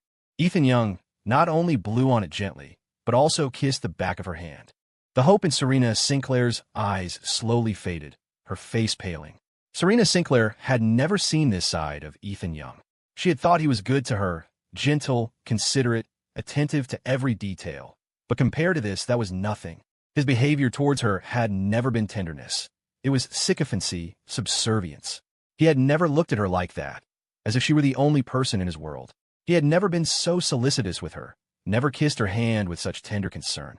Serena Sinclair clenched her teeth tighter and tighter, her jaw beginning to ache. Seeing the box of condoms in Zara Sinclair's hand, especially, made her eyes nearly pop with fury, shattering her composure completely. "No wonder you were so desperate to leave me. You'd already lined up your next target. How much is Zara Sinclair paying to keep you? Enough to make you sleep with her? Aren't you shameless? Aren't you filthy? If your sister knew you were whoring yourself out like a gigolo to pay for her treatment, could she even handle the shock?" Serena Sinclair was truly blinded by rage. She had intended to apologize, but the moment she opened her mouth, sarcastic threats tumbled out. She didn't want to be like this. When Ethan Young appeared, she had been full of hope, wishing he would look at her, but his eyes only held Zara Sinclair. Jealousy gnawed at her like ants devouring flesh, a bitter ache flooding her chest. "Ethan Young, come back to me. We could be like we were before, no. I'll treat you better than before. I won't treat you like a dog anymore. I'll respect you. I'll like you. Just nod, and you'll be my boyfriend again. Whatever Zara Sinclair is giving you, I'll double it." She pleaded frantically, resembling a bear begging for food at the zoo. Serena Sinclair, arrogant and oblivious, still believed money was all it took to get Ethan Young back. She looked at Ethan Young with an almost pleading gaze, but Ethan Young said nothing, simply continuing to gently rub the back of Zara Sinclair's hand as if no one else existed. Zara Sinclair gave her a disdainful smile, a subtle, intriguing calmness in her voice. "What I can give him, you might not actually be able to afford. For example, I can marry Ethan Young. Can you?" A sharp sense of dread struck Serena Sinclair, alarms blaring in her mind. "What do you mean? I've already married Ethan Young. It's not a sugar daddy arrangement. We are legally husband and wife." Zara Sinclair deliberately drew out the last two words, savoring the expression on Serena Sinclair's face. Serena Sinclair's face turned deathly pale, her lips seemingly drained of all color. Her eyes were vacant, her mind sinking into numb silence. Bullshit. How could Ethan Young marry you? How long has he even known you? He belongs to me. Mine. Serena Sinclair shrieked hoarsely, a surge of fury propelling her body upright. She lunged crazily towards Zara Sinclair. Seeing this, Ethan Young pulled Zara Sinclair back a step and warned, "There are security cameras here. Don't try to fake an injury." Serena Sinclair missed and fell heavily to the ground. Before she could even recover from the pain, she heard Ethan Young on the phone. "There's someone causing trouble here. Could you please come and escort her out?" "No, I don't know her. You should probably make a note in your records not to let people like this in again. It's late, and she's disturbing the peace." After a few brief sentences, Ethan Young put his arm around Zara Sinclair. "Shall we go inside? The night is young, and precious time shouldn't be wasted on people like her." "Ethan Young, don't you dare go in. Tell me, did Zara Sinclair trick you? How could you marry her? Are you two just making this up, telling me this lie to make me give up? What is there about you worth lying to? Your arrogance? Your inner ugliness?" Ethan Young lowered his gaze. "A month ago, I made myself perfectly clear. If you've forgotten, I'll repeat it. I have no feelings for you. I didn't then, I don't now, and I never will. No entanglement, no shared fate, no contact. It's that simple. As for who I marry or what I do, it has absolutely nothing to do with you. Our agreement ended long ago. I expect you to honor its terms and stop appearing before me. Your constant harassment is really demeaning." Ethan Young's expression was indifferent, his deceptively calm voice delivering the coldest words. All harm and misfortune stemmed from comparison. Serena Sinclair's heart plummeted as if an unseen force dragged her down. The better Ethan treated Zara Sinclair, the more unbalanced Serena felt. The word degraded truly fit. She felt it herself. The man before her was someone she once despised the most. 4 or 5 years, she put a collar on Ethan Young, made him kneel on the ground like her dog, called him a useless piece of trash. Yet now, she groveled before this trash, hoping he would come back to her. She stared at the tips of his shoes, her gaze slowly traveling up his legs. Ethan Young was so tall, standing before her, looking down with disdain, like a giant mountain pressing down, leaving her breathless. Clack! An iPhone landed in front of her. Serena Sinclair's attention shifted back to the ground, where she saw the photo on the iPhone screen. It was a picture of Ethan Young and Zara Sinclair. Red background, white shirts, the two pressed close together, facing the camera with happy smiles. Serena Sinclair clenched her fists, each breath feeling like fine needles coursing through her body. "Oops, how did my iPhone fall?" Zara Sinclair crouched in front of Serena, deliberately angling the screen towards her as she picked it up. Stabbing her heart once wasn't enough. She had to twist the knife. Zara met Serena's gaze, looking at her red, swollen eyes. "You can't handle just a few harsh words? Then what about the 5 years of personal insults, emotional damage, and physical violence you inflicted on Ethan Young? You're begging him to come back now. Not because you love him, but because you got dumped and suddenly remembered how good he was to you. Am I right?" Serena trembled, wanting to deny it, but her throat felt blocked. Zara wasn't finished. She reached out, ignoring Serena's hateful glare, and pinched her chin, tilting it up slightly, a forceful gesture that allowed no resistance. "Don't be so overconfident. Instead of always asking others why, maybe look for the reasons within yourself more often. Don't blame the world for your own failures." Serena glared back, her eyes bloodshot. "Zara Sinclair, you must be feeling pretty smug, huh?" Her fiancé had been so captivated by Zara that he chased her all the way to Y Country. Now, even Ethan Young, the man Serena had molded for 5 years, had fallen in love with Zara and married her. That Ethan Young, the one who had been completely obedient to her for 5 years, the one she had personally selected from hundreds, the perfect creation she had trained for so long. How could Zara Sinclair just beckon him away with a flick of her finger? It had only been a week since he left her, and Ethan had seamlessly married Zara. It made Serena feel like a complete joke. If more time had passed, a year, 2 years, maybe longer, perhaps she wouldn't be this furious. Serena suddenly remembered October 21 SD. She had asked Zachary Carter to call Ethan Young and ask what he was busy with. Ethan's answer at the time was, "Busy dating, busy getting married." She had heard it. Enraged, she'd smashed a glass, but she hadn't taken it seriously then. Just as Zachary Carter had reassured her, Ethan had just broken up with her. How could he get married so quickly? It had to be nonsense, right? Looking back now, the blind dates were real, the marriage was real. Ethan Young hadn't been lying to her. She simply hadn't believed him, thinking he was just playing hard to get. Whose fault was this outcome? Zara released her chin, readily admitting, I have such a wonderful husband, of course I'm smug. As soon as she finished speaking, Ethan Young swept her up into his arms. Zara's feet left the ground, and she quickly grabbed his shoulders, leaning into his embrace. Holding Zara, Ethan addressed Serena. What my wife said is what I wanted to say. Don't come looking for me again. You know better than anyone how that contract was signed back then. He lowered his head, his voice instinctively softening as he spoke to Zara. Let's go home. Security should be on their way. And he didn't want others to see Serena like this. Serena didn't register Ethan's words at all. Her mind was consumed by the image of him carrying Zara inside. Overwhelming panic washed over her. A man and woman alone in a room, a bag of condoms. It was obvious what would happen tonight. Serena wanted to stop them, but was in too much pain to even stand. She could only watch helplessly as Ethan carried Zara past her. Ethan Young, don't go. She tried to plead, but before the word please could leave her lips, her stomach churned. She opened her mouth and vomited, the air filling with the stench of alcohol. As she finished retching, she faintly saw streaks of blood.